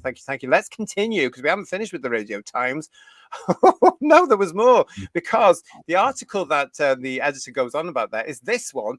He gets a bloody double page spread there. Look at this. The shocks and scares will make you scream. They already have, RDT. I tell you, I'm terrified about what you've done to our favorite Time Lord. So out of this, I've highlighted a couple things for you as part of our show today. This one, question, we're strapping in for the finale. What can we expect? Oh my God, says RTD, everything's coming to a head. It's a bit of an end of season showdown. There are fantastic monsters waiting, some of the greatest we've ever created on screen. But I can't say any more. Stop it. When you see them, you will scream. As you may have noticed, there have been various strands hidden in the series. Susan Twist, who is centre stage this week. It's time for the Doctor to stare that mystery in the face. And the TARDIS has been groaning. Did you really pick that one up, everybody? As if it's in trouble in some way. And of course, the biggest one of all is the story of Ruby Sunday's mother. There are two ways to view this. You can see it all as the strands coming together finally, or it's just a great big finale with a brand new story. It's literally designed to be watched both ways. This year, says the Radio Times, feels like a reinvention of the show. The new streaming era with Disney. Any growing pains, anything you'd do differently looking back. Now, listen to this carefully, everyone. RTD says, I mean, no, to be honest, I'm very proud of it. You know, they might not be the ratings we'd love. We always want higher. But they are building over the 28-day period. Episode 1, Space Babies, is already up to 5.6 million and counting. Oh, shit. It is Liar. Sorry. and actually, RTD continues, I was brought back to bring in a younger audience, and that's been massively successful. The audience no one ever gets are the under 30s. They just don't watch television anymore. But those figures are astronomical for Doctor Who. It's their top program in that bracket. I never thought it was possible, to be honest. But according to the people who juggle the numbers, all targets have been reached and exceeded. The BBC are running around like mad things. Got a couple more coming from there, but I want comments now. They're juggling the numbers, aren't they? That's called fraud. How nonsensical is that, Paul? You're right. Yeah. It's absolute nonsense. I mean, let's look at that together. So we've got this bit here. I was brought back to bring in a younger audience that's been massively successful. It's the younger audience of the TQ cult, the delusion, the brainwash, the ones that have been patronized to and told lies to. And they're looking at that small, and that's a success. How about the millions of regular kids, not just in the UK, but around the Brit that are going, it's a pile of poo. Yeah. I mean, you're mentioning it in the chat, everybody. A lot of you are using the word delusional now. There it is for you. Well, I'm sure we'll cover it. We'll cover it next time when Bedweir's on. But I think this under 30s figure is tiny, absolutely tiny. Yeah, and also we had a bit of a giggle there. 28-day period. You know what? I honestly, genuinely think the viewing figures will show an increase when they look at them over the 2,473-day period as well. Yeah. Yeah, and if that's the case, can we please have, as I keep saying, the 1,000-day figures, please, for all the original series? Yeah, exactly. Yeah. Let's have the original series plays on iPlayer, please. Add them to their original, because I reckon things like City of Death must now be boom. 40 million at least, I'd imagine. Yeah, definitely. More. Yeah. More, because they will watch this series for the inconsequential dross that it is. But it is total spin. Those figures are lies. And do you know what? Babies have not got that in 28 days. We know that. Yeah, up to 5.6 million. So we're going to get 28 days haven't come. Have they come out yet officially? I don't think we're even on the 28 days. And considering that this was probably recorded before the story went out, this is spin. This is why we're talking about spin tonight here, everybody. And this is why I'm saying RTD at this point, if he believes that, head in sand, dear. Head in sand, yes? Reality too much for you, is it? Bless you. we haven't finished yet. Look at this bit. Radio Times says to him, this year, the episodes have been released on iPlayer before airing on BBC One. Some viewers were upset. I would say the majority of British fandom. Were you expecting controversy? RTD says I was. But let's be honest, if we gave the Doctor a new hat, the controversy would be of a much the same size. How bloody, how bloody rude is he? Arrogant towards us. Patronising. Yeah, thank you. That's exactly the word I was looking for, Ian. Thank you so much. How patronising is he towards us, the fans? But we're not shocked, are we? It continues. No. But seriously, I do think it's a genuine controversy. I can see it's a big change, but the trend of TV is heading this way. I'm not creating that future. Doctor Who has to ride with the times or die. It's dying brilliantly, thanks to you. Let it die. Yeah. After the finale, what's next? We're back for a special at Christmas. Don't forget that's written by Stephen Moffat, so it might be half decent. And we've just wrapped up filming on the 2025 series. We've got so many surprises coming up with that. I could talk about the alien planets and the monsters right now, but I'll see you in a year. Boring. It goes on again to this one here. After 2025, how secure is the show? Fans always fear another cancellation. Now, again, this is where I laughed. And the lady that was in the coffee shop, I was reading this. What are you finding so funny?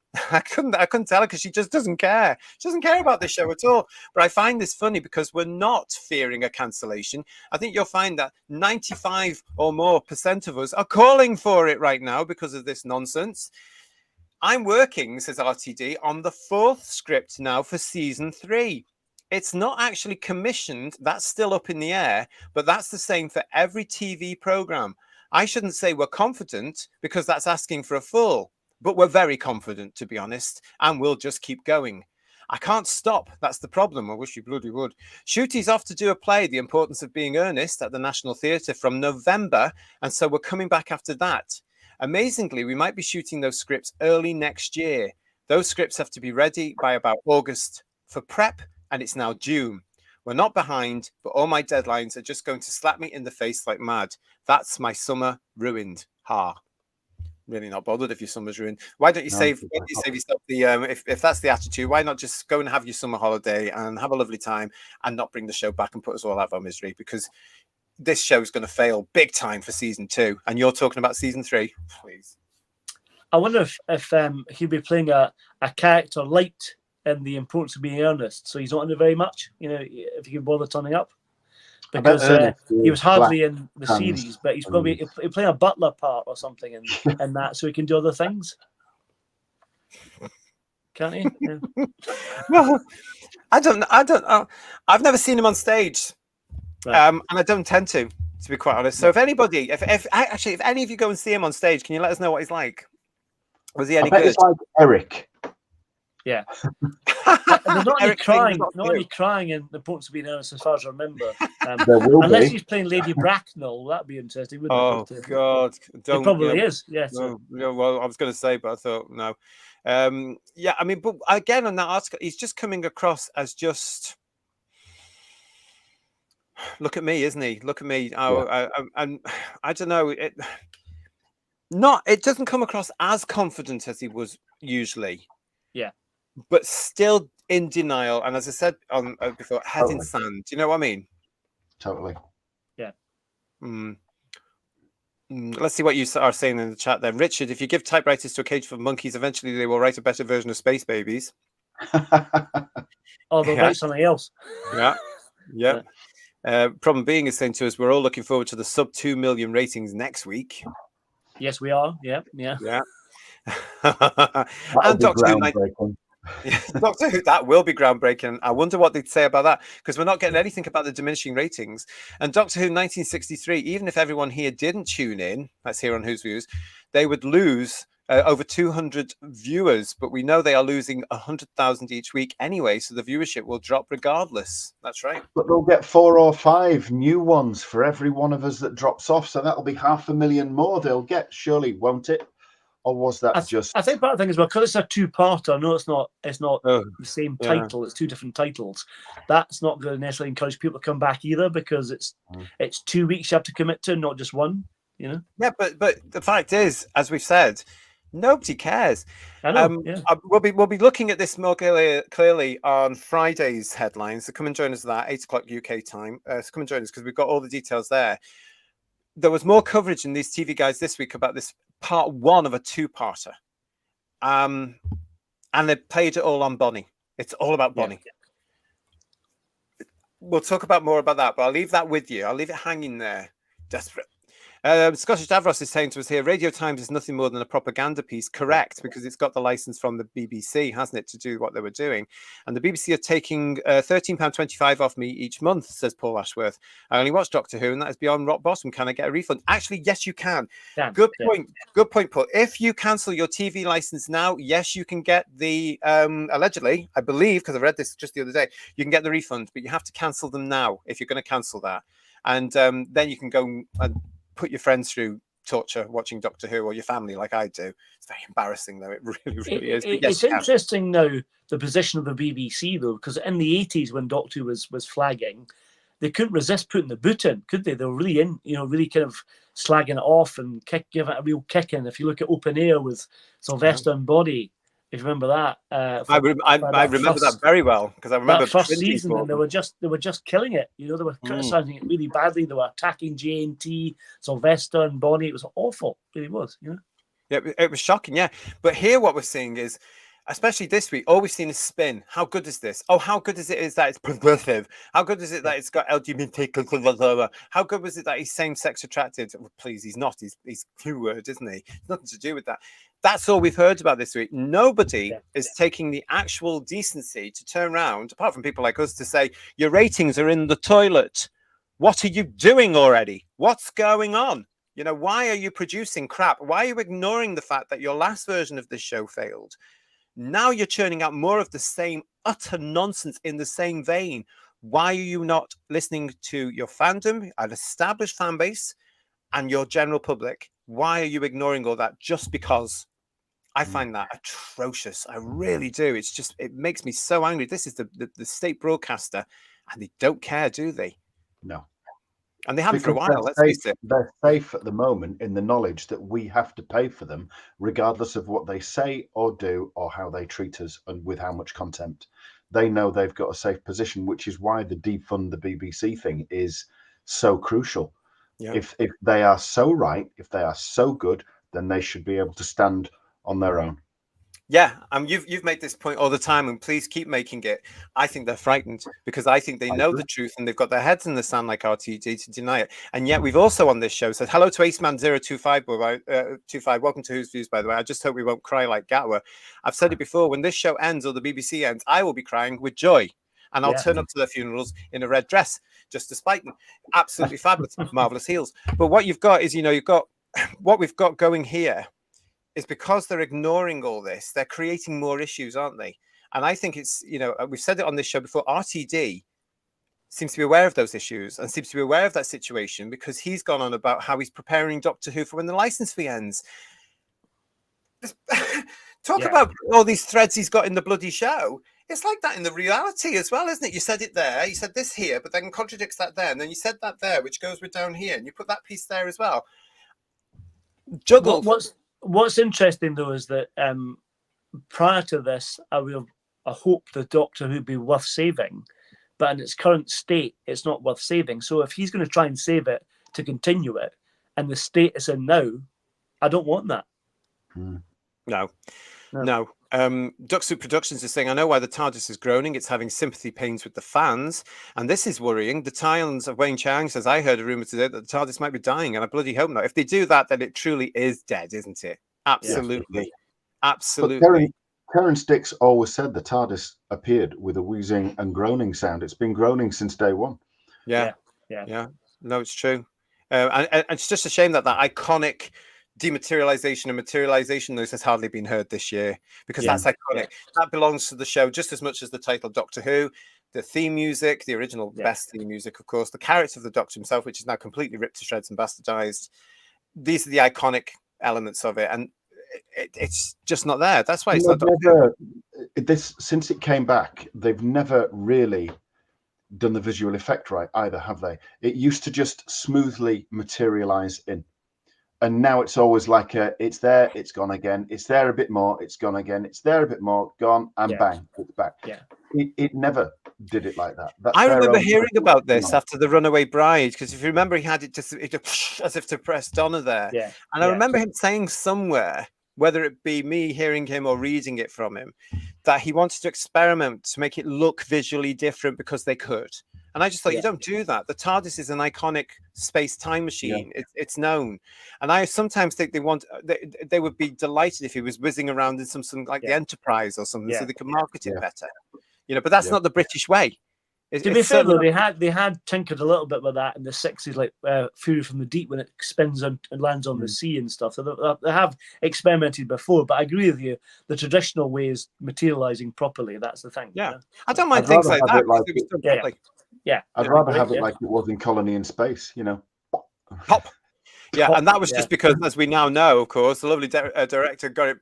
Wasn't told he got it wrong, didn't he? And he all those years later, he was going, "I'm sorry." But and we've all worked out the time was we're controlling it at that point, weren't we? That's what happened. Yeah, we fixed it. Exactly. We've got some comments about this bit in here. Matt532 is saying the 28-day period. What is all that about? And Douglas Smith is saying 28 days. Why not 365 days or 1,095? Well, again, it's to suit them, isn't it? And we are going to be looking. We've already asked Bedweer very, very nicely to keep, and he loves it, to be quite honest. He's going to keep an eye on all these things as well. And when this came up today, where we were talking about 28 days, he was a little bit full of angst, wasn't he, guys? He was like, 28 days. To put it mildly, he was full of angst. Yes, just a tad. Yeah, exactly. So we are going to be looking at all this sort of stuff. But Steve, I think you're right here. With juggle the numbers, I think they're going to do anything to make sure that this is justified and that it's looking like it's a success. Anywhere else, it would be called fraud. Yeah. Good point.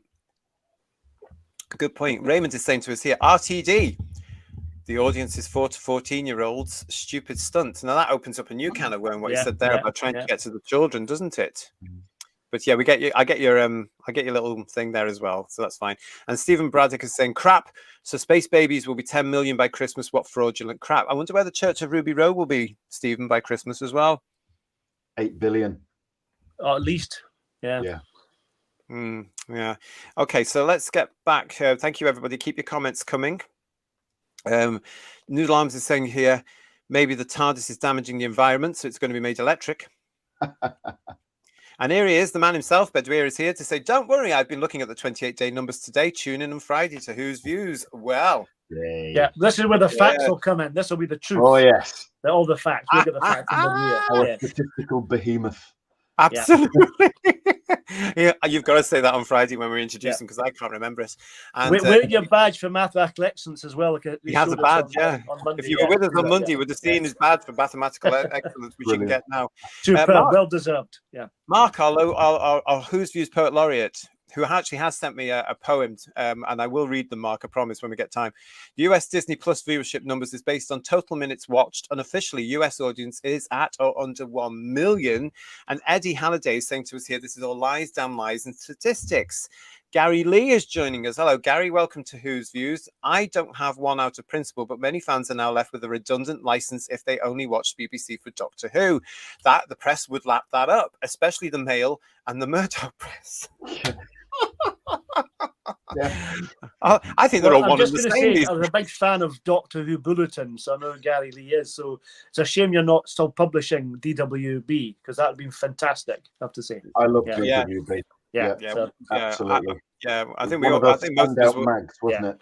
Need to bring it back. It's needed now. Like it was in the 80s. A certain age will recognise that name, you little tinker, you little tinker. But welcome to Who's Views. If you haven't subscribed, push that button, love. Right. I'll tell you. But no, it's nice to see you. I'm glad you're well. Melanie Weston Investigates is also joining us here on Who's Views. Would not surprise me if they have the TARDIS change as they fix the communion circuit. Melanie, a mate of mine said that to me just yesterday. He said they're going to change the TARDIS from the police box. And I said, well, we've been saying on Who's Views for about a year now it's problematic, so it's bound to. Disney won't like a police box. If I wasn't out already, if they take that out, I won't be reviewing them at all. That's not Doctor Who without the TARDIS, is it? We would have to have a team meeting, wouldn't we? What else is here? Yeah, exactly. Oh, this is problem being saying here about Rogue, the typical episode written by two women sexualizing and fetishing gay men for their own Mills and Boone homoerotic fan fiction or for their own titillation. That's what I was trying to say earlier. We've had it all our lives, and it gets really, really, really sort of yucky. Hello to Rob Dev, who's joining us as well. Nice to see you. What else we got? Right, okay, yeah, we'll move on. Not going to read that one out, but there you go. He is, but he's good at it, though. I have to say. Oh, yeah. And he loves every minute of it, from what I remember. Yes, it is, Lee. It absolutely is. Absolutely is. And Graham is saying to us, if they do change the TARDIS, we'll call it a day. Yeah, I'm the same on that one. Fingers crossed. Yeah. I won't do it. Though, now, I just want to point out on the Radio Times, there was one good piece of news, like there was last week, where I pointed out the Tom Baker and Genesis of the Daleks picture, where they were actually plugging the original proper Doctor Who 63 to 89 on the iPlayer, about bloody time as well. But there was this on the back page, an obituary and a dedication to the lovely William Russell, 1924 to 2024. And that was there. So that was actually a decent read. It was nicely written by Patrick Mulkern, who a lot of us will remember the name of. Yes. I don't see much of his work in the Radio Times around Doctor Who now, because he probably thinks it's a load of crap, allegedly. I'm not putting words into his mouth, but he knows proper Doctor Who, you know? So that's why he's got that piece, because, you know, and he did a lovely piece on this. So well done for that, Patrick. But that was the only thing I liked about the whole issue. And I wasn't buying it because it was £4 something a bloody week. Yeah. 50. I remember when it was 15 pence, for heaven's sake. We're going to move on, everybody. Stay with us, because we are going on to this story now. Yes, more of the old Wonder Woman spins coming up. This one is from Den of Geek, who a lot of you will know. Listen to this one. Rogue is a whirlwind delight with an all-timer guest star. As they run the headline, Doctor Who Series 14, Episode 6 review, Rogue. This episode is delightful, they say. Okay, here we go. This is a big one, Madam Matron, yes, so do stay with us. Here we go, then. It goes like this. Okay, obviously there's more to it than that, but for a comparatively lightweight romp in which the Doctor and Ruby battle silly-looking bird aliens cosplaying an episode of Bridgerton, there's plenty going on under the hood. But you're after the TL Doctor, whatever that means, Delightful really does the job.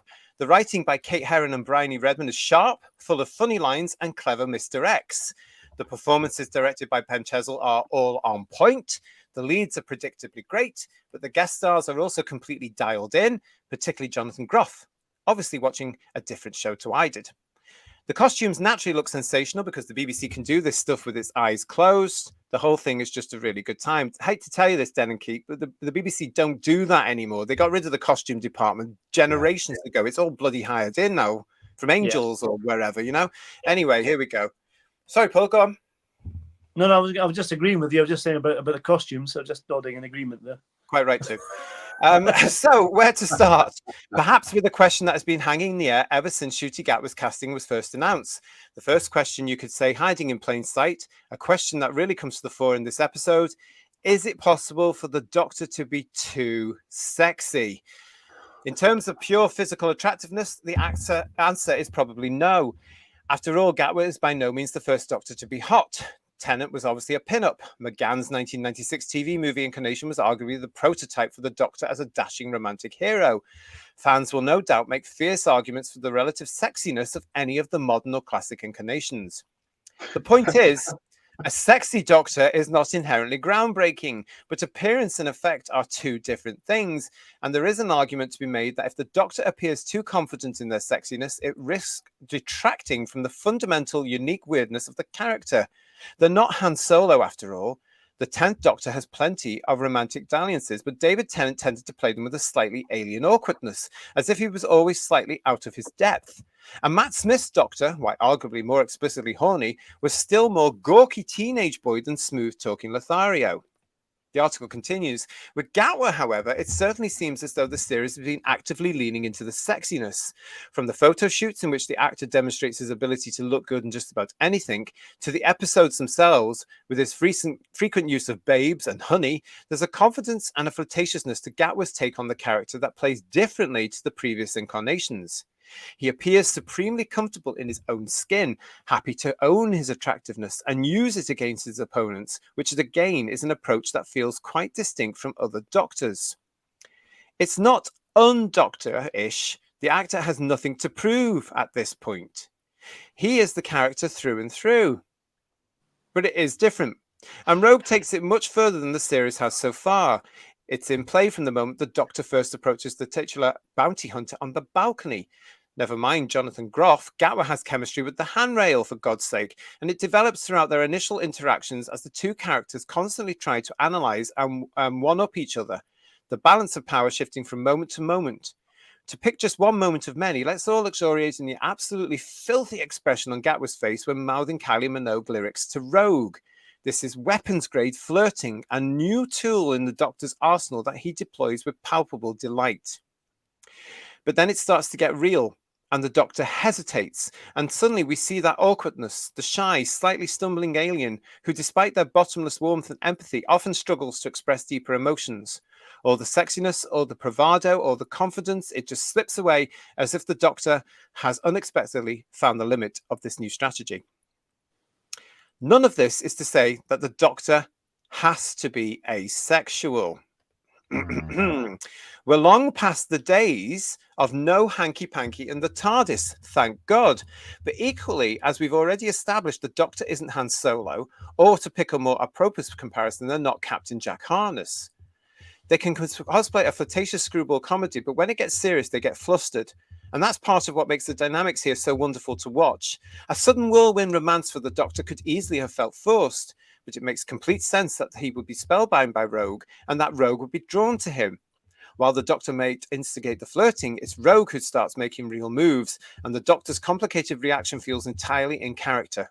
It doesn't matter how sexy this new incarnation reads, on the surface, when it comes to matters of the heart, he is a mess, just like his previous selves. Of course, Jonathan Groff is also a big part of why this relationship works. It's an all-timer guest performance, nicely understated with zero need to showboat. It's all in the little smiles, the pauses, the way he blinks and hesitates when asked if he's always travelled alone. The actor communicates so much history with no histrionics, giving us a fully rounded character with comparative little screen time. He's Captain Jack Harkness without the John Barrowman of it all, really. A version of Captain Jack without whom the Doctor could actually travel as equals. Every step of their interaction is a joy to watch, from the Doctor's petulant reaction to the reveal of Rogue's cloaked ship, to the Kylie Minogue exchange, to the absolutely sizzling dance to their final tearful goodbye. It's a genuine whirlwind, and one that carries us along just as it carries along the characters. What are your initial reactions to that? Well, I've got an issue with the description of the Doctor that was in the article about each actor brings their own thing to it. So Hartnell's very different from Tom. Tom is very different from Sylvester, etc. But they are still essentially the Doctor. So they have a Doctor element. Ncuti doesn't. He's bringing his own personality, but he's not the Doctor, as far as I'm concerned. And they didn't all have this inherent sexiness or whatever, never, ever. Yeah, Hartnell was hot, wasn't he? Let's be honest. Well, I was just thinking, never, ever did anybody ever say, ever, "Cool, I love it when Hartnell stripped down to his studded thumb." Nobody ever said that. Well, that bit when he's in the steam room with Nero, that was, oh man, that was incredible. That was, yeah. Or that crafty scene where they caught Troughton changing into the washerwoman outfit or whatever, when he was. Or in his long johns at Enemy of the World, that was hot. Yeah. That was really hot. That was, yeah. I mean, we didn't want him to stop stripping off running down that beach, did we? We wanted to see more. And then John Pertwee in the shower, that must have got you going, Ian. I have to say that to be fair, I wanted that shower curtain just falling down in a moment of pure comedy. This is the problem that we've got, isn't it? Starfish to the world, it's like we're all just twisted, aren't we? I mean, we're all. That article was just absolute toss. Well, it's not finished. We've got a part 2 coming for it, but I just wanted to ask you what your initial reactions to that were now. But what you can tell from what we've been reading out tonight, what we're looking at, and especially from that article as well, is that none of them were around or fans of 63 to 89. Not one of these people writing these articles have ever gone and looked at the original series. They've all been there from 2005 onwards. RTD's version of Doctor Who, then Moffat's, then Chibnall's. That's all. And let's face it, Moffat and Chibnall's came off the back of it. It all had the same sort of thing. their version, this fan version of Doctor Who, not the original Doctor Who, and it comes through. I wouldn't be surprised if they've just come to it over the past couple of years. You know what I mean? They have. Well, yeah. If they come through with Cody's era. Yeah. So that's even less representative of classic Who, isn't it? Yeah. Paul saying to us here, Paul Holgate saying some of them are not even from 2005. That's the point. Absolutely. They've just come in the last couple of years. And Heretic's with us. Hello, Heretic OSJC. I'm generally really upset with the state of Doctor Who. I actually feel a little lost knowing my show has lost its day, and I've truly enjoyed it since Capaldi. Yeah, Ian? Yeah, it's. I think a lot of them have come from the Whittaker thing. When it started getting that way with Yaz, you know, they've just followed it through because it's just pure fan wankery, and it's gone from this to this. You know, and now it's in the media, Ian. Now it's in the media. These alleged people that are watching this, especially these kids that and I'm going to use the term kids, who are all affected by the TQ cult and all this representation nonsense that they've been brainwashed into, and it's affected television. They're writing about this show, and that's all they see. And the whole point of our show tonight is to actually illustrate that, and I hope we've done that, because all they care about was the fact it was an alleged gay kiss. It wasn't even just a kiss; it was salacious. It was horrible. It was lustful. As a kid, it was almost like a moment from Queer as Folk, wasn't it? A little bit in that respect, because you know. They were all getting too much Bridgerton, weren't they? Into that side of stuff. BS91 is saying to us here as well. Why has everything to be sexy, to be modern, or attract young people? That's just lunatic. The story is more important than flirting, skin color, etc. Aren't we at a point where those stuff shouldn't matter? Well, obviously not anymore, BS91. We're all hoping that we were, but it's gone backwards. Now, I'll just at this point as well address that point. Why are they desperate to attract young people? Well, that's pretty obvious. In the case of the BBC, and I've said this before, they are desperate to get the young license fee payers. They have to do that. Now, for years and years and years, none of us questioned the license fee pay, because actually the BBC was a brilliant service and we all just got on with it. So you would pass down at some point, you were told you have to pay a license fee for your television, and you just got on with it because you watched it. You watched it all the time. But as they keep telling us in show business, television's changed and times have changed, and now we've got streaming and we've got things on phones and we've got our handheld devices and we've got everything else, and the BBC is actually out of date when it comes to that, but they are still desperate to try and get that young audience watching their nonsense. That's why they water everything down and they pander to them, and they give them things like Doctor Who, which appeases a minority, desperately trying to get the kids to say, oh, we'll pay for a license. It's not going to happen. I think the trouble is, I think that you're right, that's not going to happen. But I think in terms of bringing in a younger audience, when we were kids growing up, we watched it as a family show where your mum, dad, granny, granddad, etc. And you were brought up watching it as a little kid, and then you grew up watching it, either stuck with it or you went into other things. But if you're a fan like us, we stuck with it till now, and you know, you grew up as a family with it. And I don't think that's the way it should be aimed at, not the way it's aimed now, because it doesn't make any sense. Because you're not going to grab.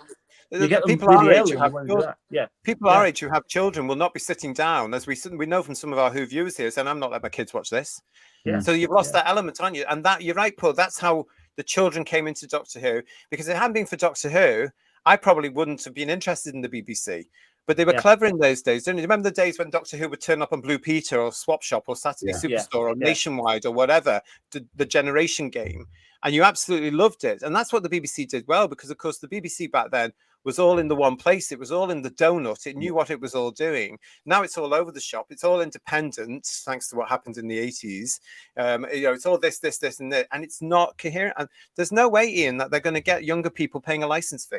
No, I completely agree. They aren't. They're just not going to do it. Why should they? They're used to getting everything on their handsets for free.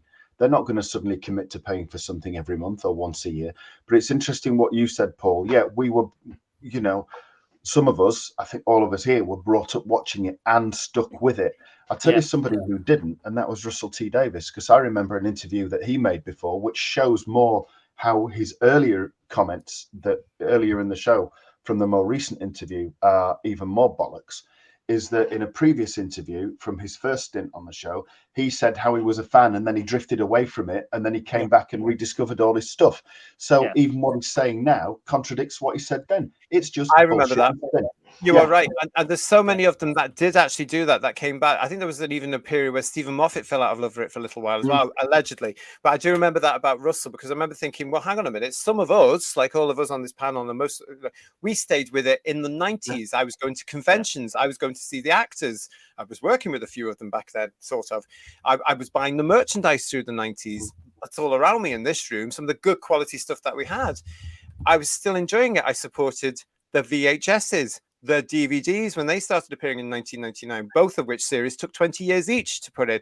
And then suddenly they're all coming around saying, well, the older ones don't matter. They brought it back and they supported us in 2005 and made us rich and made our careers what they are. Thank you very much. But now we don't care, because we have to bring in this mythical new audience that just is not there. Oh, and the way we'll do that is we'll talk about TQI nonsense, and we'll talk about representation. And it's only a minority that are interested, because the sensible kids are off having a life, and then when they come back to the television, they're not going to hook up with Doctor Who because they think, oh no, look at that, you know. I think part of the problem is with the previous era, with the Jodie Whittaker era, that was 5 years, and if people drifted away with Capaldi, they wouldn't have come back for that. So there's no audience to build on even from there, and that's what they need, because that, and from a kid's life, 5 years or 6-7 years, whatever it is now, in terms of when Jodie took over, lives have changed. Kids have moved on, so they've got a huge void of when people weren't watching it, and they're not coming back to it now, so they're never going to get that back, are they? I still say that children, especially from an early age of around about 5, 6, like we all were, maybe even 4, like I was, would watch Doctor Who if it was storytelling that was engaging, and if it wasn't frightening, to frighten them. I mean, we all grew up on things like the Stones of Blood, for crying out loud, the demons, even the mandrills at a certain age would be scary. It was the monsters, wasn't it? The Zygons. I remember getting that thrill. Oh, I've got it again just now. The first time we saw the Zygons back when I was 5. And oh my God, they're going to get Sarah. All this sort of stuff. But now they're too busy not wanting to offend people. Hands up, everybody in the chat who was scared to death when you first saw Davros, the character that was so wonderfully axed and reinvented, so it doesn't scare them. But I still think if you did good stories at a half hour, 4 episodes, twice a week or once a week, whatever, proper good stories, none of this nonsense, none of this modern stuff, and proper good stories with good writers, I still think the kids would come to it, because it's called escapism. And young people and children need escapism, and they need that element of being told right and wrong, good and bad, black and white, and be scared. And look, here's a Dalek, and it's going to get you. And You just have a look if you look back at season 14 Blu-ray collection set, and it's got Who's Doctor Who on it, and they interviewed all the kids, and they were loving being scared by monsters, and kids always love all that. It goes right back to Hans Christian Andersen, all the totally the horror stories and the all that kind of stuff. It's fantastic, and kids love all that. I don't think it's changed that much. I think it's the adults' perception around them, these extreme liberals as well, who are so busy putting these kids in bloody cotton wool. So we see them now. This is the result of all that pandering, and we can't do this, and we can't send them out on the streets to play because this might happen or that might happen. But for heaven's sake, get on with your lives. But I still think that children need that element of good television. I still think there's a place for Doctor Who, but it's not with anybody like RTD, Bad Wolf, Disney Plus, or anybody in the BBC now. I don't believe it's with them at all. And that's why I would like to see it axed and not come back, because I don't think there's anybody there now that can actually take over and do that responsibly. No. Because show business is so tied up with this cult. I want to say hello to Atom that's joining us. Hello to everybody in the chat, but Atom's joining us here. Look for Rogue to appear next season, I bet, or at the finale of this one. Maybe that's the tragedy they're talking about now and alluding to. Well, apparently, Atom, nice to see you. Hope everything's all right with you. Apparently he's not in it. And they have filmed season 2, and he's not in that either, because he hasn't been seen. So hopefully that we'll never see him again, because hopefully it'll get axed before they can actually do something. Well, maybe they have had to rewrite stuff, and he's been cut out because they don't like what they had in season 1. So fingers crossed on that one. Or maybe it did go to that incinerator that it was supposed to be linked to. Possibly, yeah. Yeah, everyone's a winner. And you mentioned the Who's Doctor Who documentary. That was groundbreaking.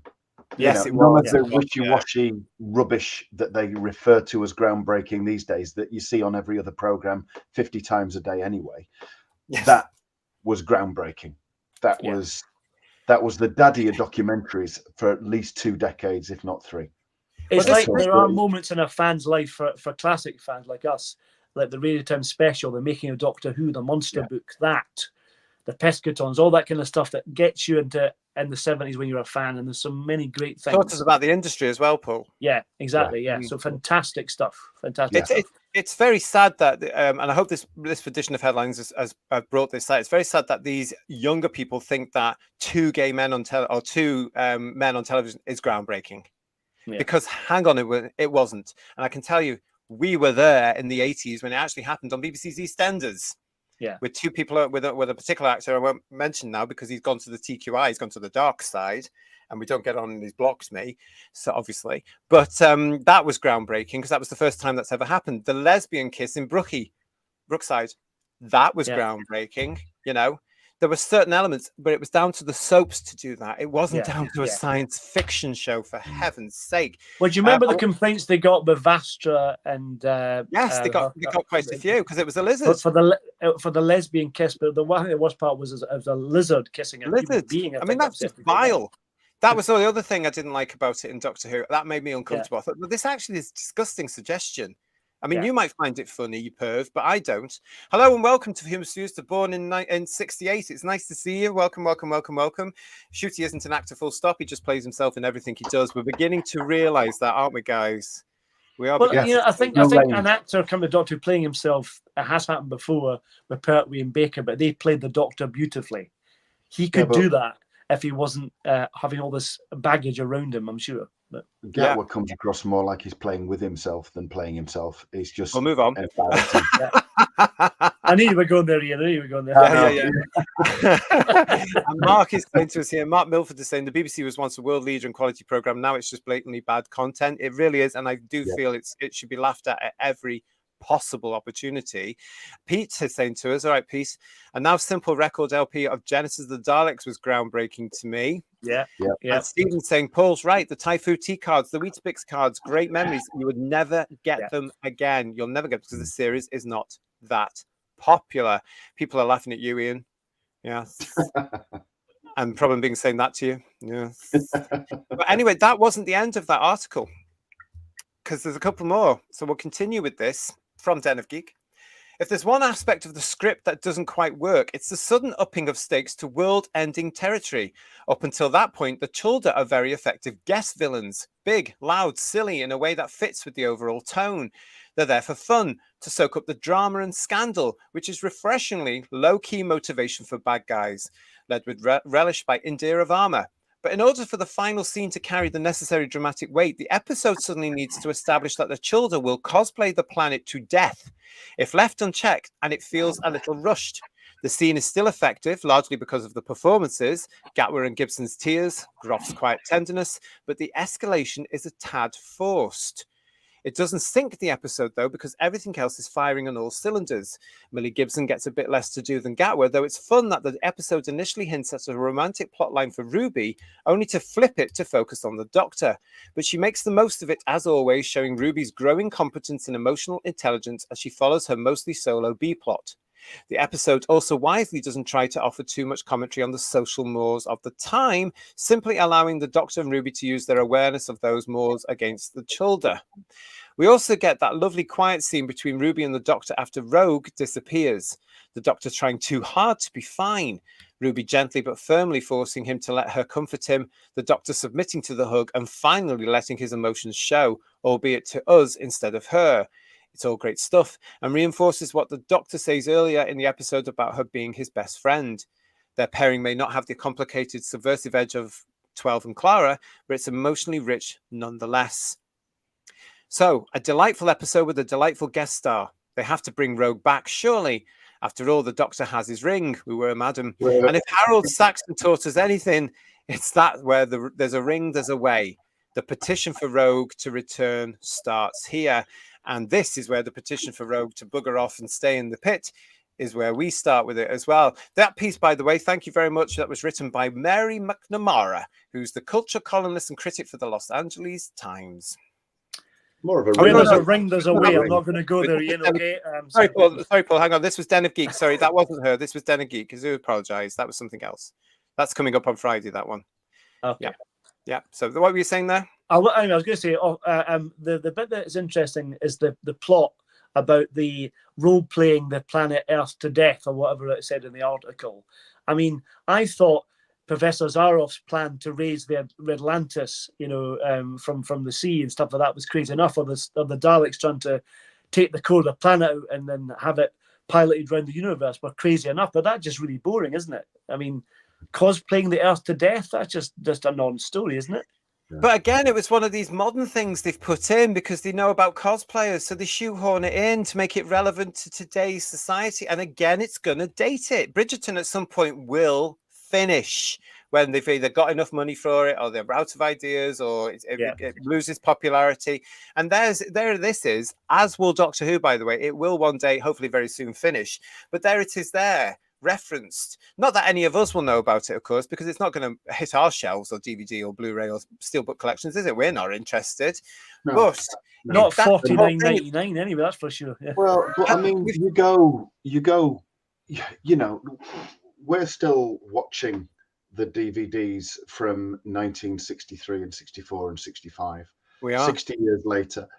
60 years from now, probably nobody is going to be watching this bollocks.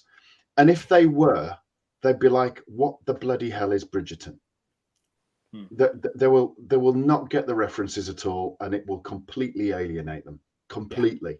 And it's exactly what you've been saying. It's so rooted to today that you move on even 5 or 10 years and, people won't remember it at all.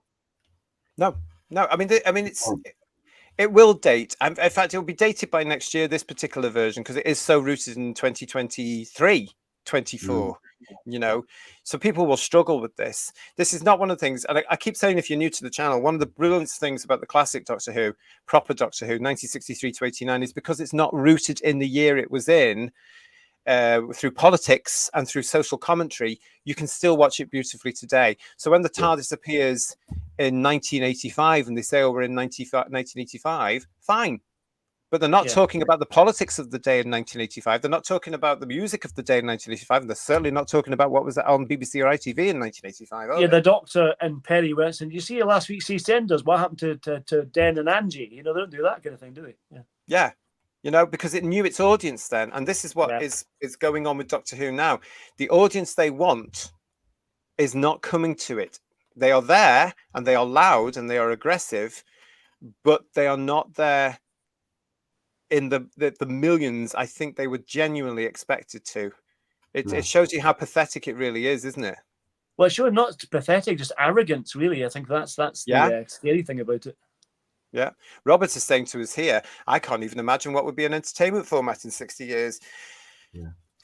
It'll all be some sort of spin-off from where the streaming services are now. But as we keep saying on the show, if you can get the physical media, keep the physical media. Because once you've got that, they can't take it away from you, and they can't edit it on you like they have done with a lot of our films and comedies. They've edited bits out. So, it's a real case of, if you can, get the DVD, get the Blu-ray. And DVDs these days can be quite cheap to watch. I know that I had Patrick that I mentioned at the top of the show that has just found us here at Who's Views and loves looking at the old stuff, because he says he would like to go and look at the old stuff and wants to come on the journey with us, because he's not too enamored with what he's only 17 or 18, are you, Patrick? If you're there, you're something like that age. And he is the audience they're aiming this at, which is interesting. Yes, and he doesn't like it. He's been quite nice when he's emailed me and telling me, I don't like this. But he's gone and got the DVDs, and he says, I found them for like $5.99 or less. So he's also asking for presents and stuff. So there you go. Paul is saying to us, well, enjoy, Patrick. I hope you enjoy it. I'm sure you will. Yeah, he sounds very smart to me. Yeah. I think he's a good lad, aren't you, Patrick, if you're watching this? Paul Holgate is saying to us here, very rarely rewatch New Who, especially from the Davies and Chimble eras. Yeah, exactly. Rob is saying to us, shill tubers claiming that the show will survive, they've lost already. It's very clear. We will be talking to Bedouir again on Friday's headlines about the ratings, but we will also be looking and discussing the fact that everybody's in denial again, aren't they, this week? We talked about it a little bit on Monday's headlines, but I'm sure we'll have an update for it again. They are in denial about how badly it's doing, and it's not doing. We've seen some of it tonight. Bedouir's done a lot of research on this, and he's collated a lot of figures, and he knows what he's talking about. It's in black and white, and they're still denying it. You know what I mean? He really does know what he's talking about. Yeah. Well, that's good. Craig is saying to us, this has been fun. Thank you, Craig. I hope you have a good day at work. I know you're going to be on your way to work now because he's down in Australia. So have a lovely day, and thank you for that. And thank you for being with us. And thank you all for being with us here on Who's Who's. We really appreciate it. Doug Soup Productions is saying J&T brought his personality to Doctor Who in a multitude of ways, but kept the agenda out. Yeah, I mean, to be honest as well, John wasn't a big activist at all. I mean, he was obviously political in his private life, but not big, and he wouldn't go out of his way to talk about it like certain people would do. But he would never have dreamt of saying to somebody, let's do this all the week and every week, and let's upset people like this, and let's bring this issue into it. You know, no. I mean, he had in Happiness Patrol, it was very much a dig at Thatcher at the time, wasn't it? But that only really came to prominence about 4 or 5 years ago when Cartmel was talking about it, you know, about 2020 or something like that. At the time, nobody realized, knew, or gave a crap. It was just fun Doctor Who on a real budget. I think as well that part of that may have been a mistake, because somebody once told me that the fantastic Sheila Hancock, who played the character, did it without possibly any guidance. I'm trying to be nice, or direction, and a certain somebody may or may not have said to her, "Are you going to play it like that?" And she went, "Yes." And that was the end of that, because you didn't argue or question somebody like Sheila Hancock, did you? Yeah. So that may or may not Richard Briers, didn't it? So what's this? Rob just noticed JT's ABBA t-shirt. They will outlast who? Of course they will, because they've been around forever. ABBA boy, yes. Of course, ABBA will outlast them. Absolutely. I mean, look how popular ABBA's music is with the age group that they're aiming Doctor Who at, and why? Because it's timeless. And they've created their own avatars now as well, so they can survive forever now, can't they? Yeah, they're called avatars. Avatar, do beg your pardon. So yeah, stand corrected. Classic Who, I think, will outlast New Who as well. Of course it will, because it's storytelling. It already has. It already has. Yeah, I agree. Already has. I mean, look at the sales as well. We know we've sold both the sales of the Blu-rays when they come out, both on limited edition and then the repeat on the standard edition, both go to the top of all the charts here in the UK, and they're there for 1, 2, 3 weeks. You know, that's a huge achievement for shows that are 60 years old, you know, 40, 50, 60 years old. That's a huge achievement. And yet you look at where the New Who is. Well, you have to get your binoculars out to find out where that is. I mean, does anybody know where the Disney Who season 1 starring Ncuti Gatwa is? Well, didn't chart. You can get it pre-ordered now. I've heard it is listed. It is listed in the top 740. Yeah, well, there you go. You think didn't chart. And then in 28 days it'll be double that. So yeah, you might. I mean, it's as. Again, it shows a little bit of arrogance. It's as though they thought, right, we'll just put this out now. We'll put this out. We'll get the pre-orders, and then the show's going to be so popular, everybody will go and get it. And yet, no.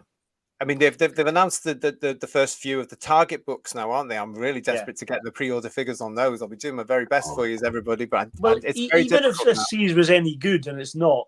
We've got 2 episodes to go. If I can make it better, then I doubt it. But the 8 episodes is what they've made. And it's going for $49.99 for 8 episodes. That is a ridiculous amount of money.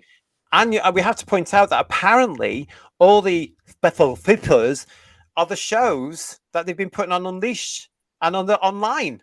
Yeah. So what's special about that if they've seen it? You know, it's just nonsense, isn't it? So yeah, I mean, there we go. That's where we're after at the moment. Thank you. They've all gone on to ABBA now in the chat here. Steve Thompson is with us as well. Classic Who is endlessly rewatchable, but not since Jodie and even Capaldi. Part of Capaldi's. Yeah. There were. I'm not getting at him because he's a brilliant. No, he was always brilliant. Yeah, definitely. He raised very bad scripts. Yeah. I mean, that one with the jungle. What was that about? And the one where the moon Forest was of the an egg Night. or something. Yeah. Jesus. Never. There was a missing child behind a bush that magically disappeared into fairy dust. Do you know Yeah. what? I Dear can't remember. I God. cannot remember it at all. I can't because it just blanked for being awful. So listen, that's where we're up to. I hope you've enjoyed the show. We're coming to the end of our show tonight. It has been wonderful to hear you all and have you all with us. So thank you so much for joining us. Once again, if you haven't subscribed to Who's Views, please subscribe. It's free to subscribe. And come and join us for all our shows. Headlines is the headline show. Yes, and we'll be back on Friday with that one. We also, at the moment, of course, are reviewing this new series of Disney Who's Crap shows, and that's going to be on Sunday, where we look at the leg end of Ruby. Sunday live at 8 o'clock UK time here on the channel. Oh, we've got all that to get out of as well. We've got a bit of a special coming up with you as well, where we're going to have a chat about the Daleks. That's coming up, so keep an eye out about that. We've got lots of other things for you, but I am certainly really looking forward to getting back to our reviews of proper Doctor Who. We're going to be telling you in the next couple of weeks of which one we're going to be starting with. I'll tell you now, it is a Pertwee, so get your Pertwee collections ready. Get watching it when we tell you which story we're going to be watching on, and then come and join us for our review of a Pertwee story, a Pertwee gem. And we are also going to be looking at a Hartnell story as we pay tribute, of course, to the late William Russell. That's all coming up for you. But for now, Ian, Paul, look at that. Couldn't wait to get out, could he? Just absolutely desperate to leave the show. Come back. Come back. I'm back. Sorry. I'm going to have a word with my internet provider again. Curse you. I think you should. Yeah. Well, listen, thank you both. I hope you've enjoyed that show. I will see you on Headlines at the end of the week, where we're going to be joined by the one and only Mr. Bedweer as well, with any ratings analysis updates he's got for us. Hope you can join us then. Give us a like, give us a comment, and we will see you very soon. Until we see you again next time on Headlines. Good night or good day. Bye-bye. Good night. Bye-bye.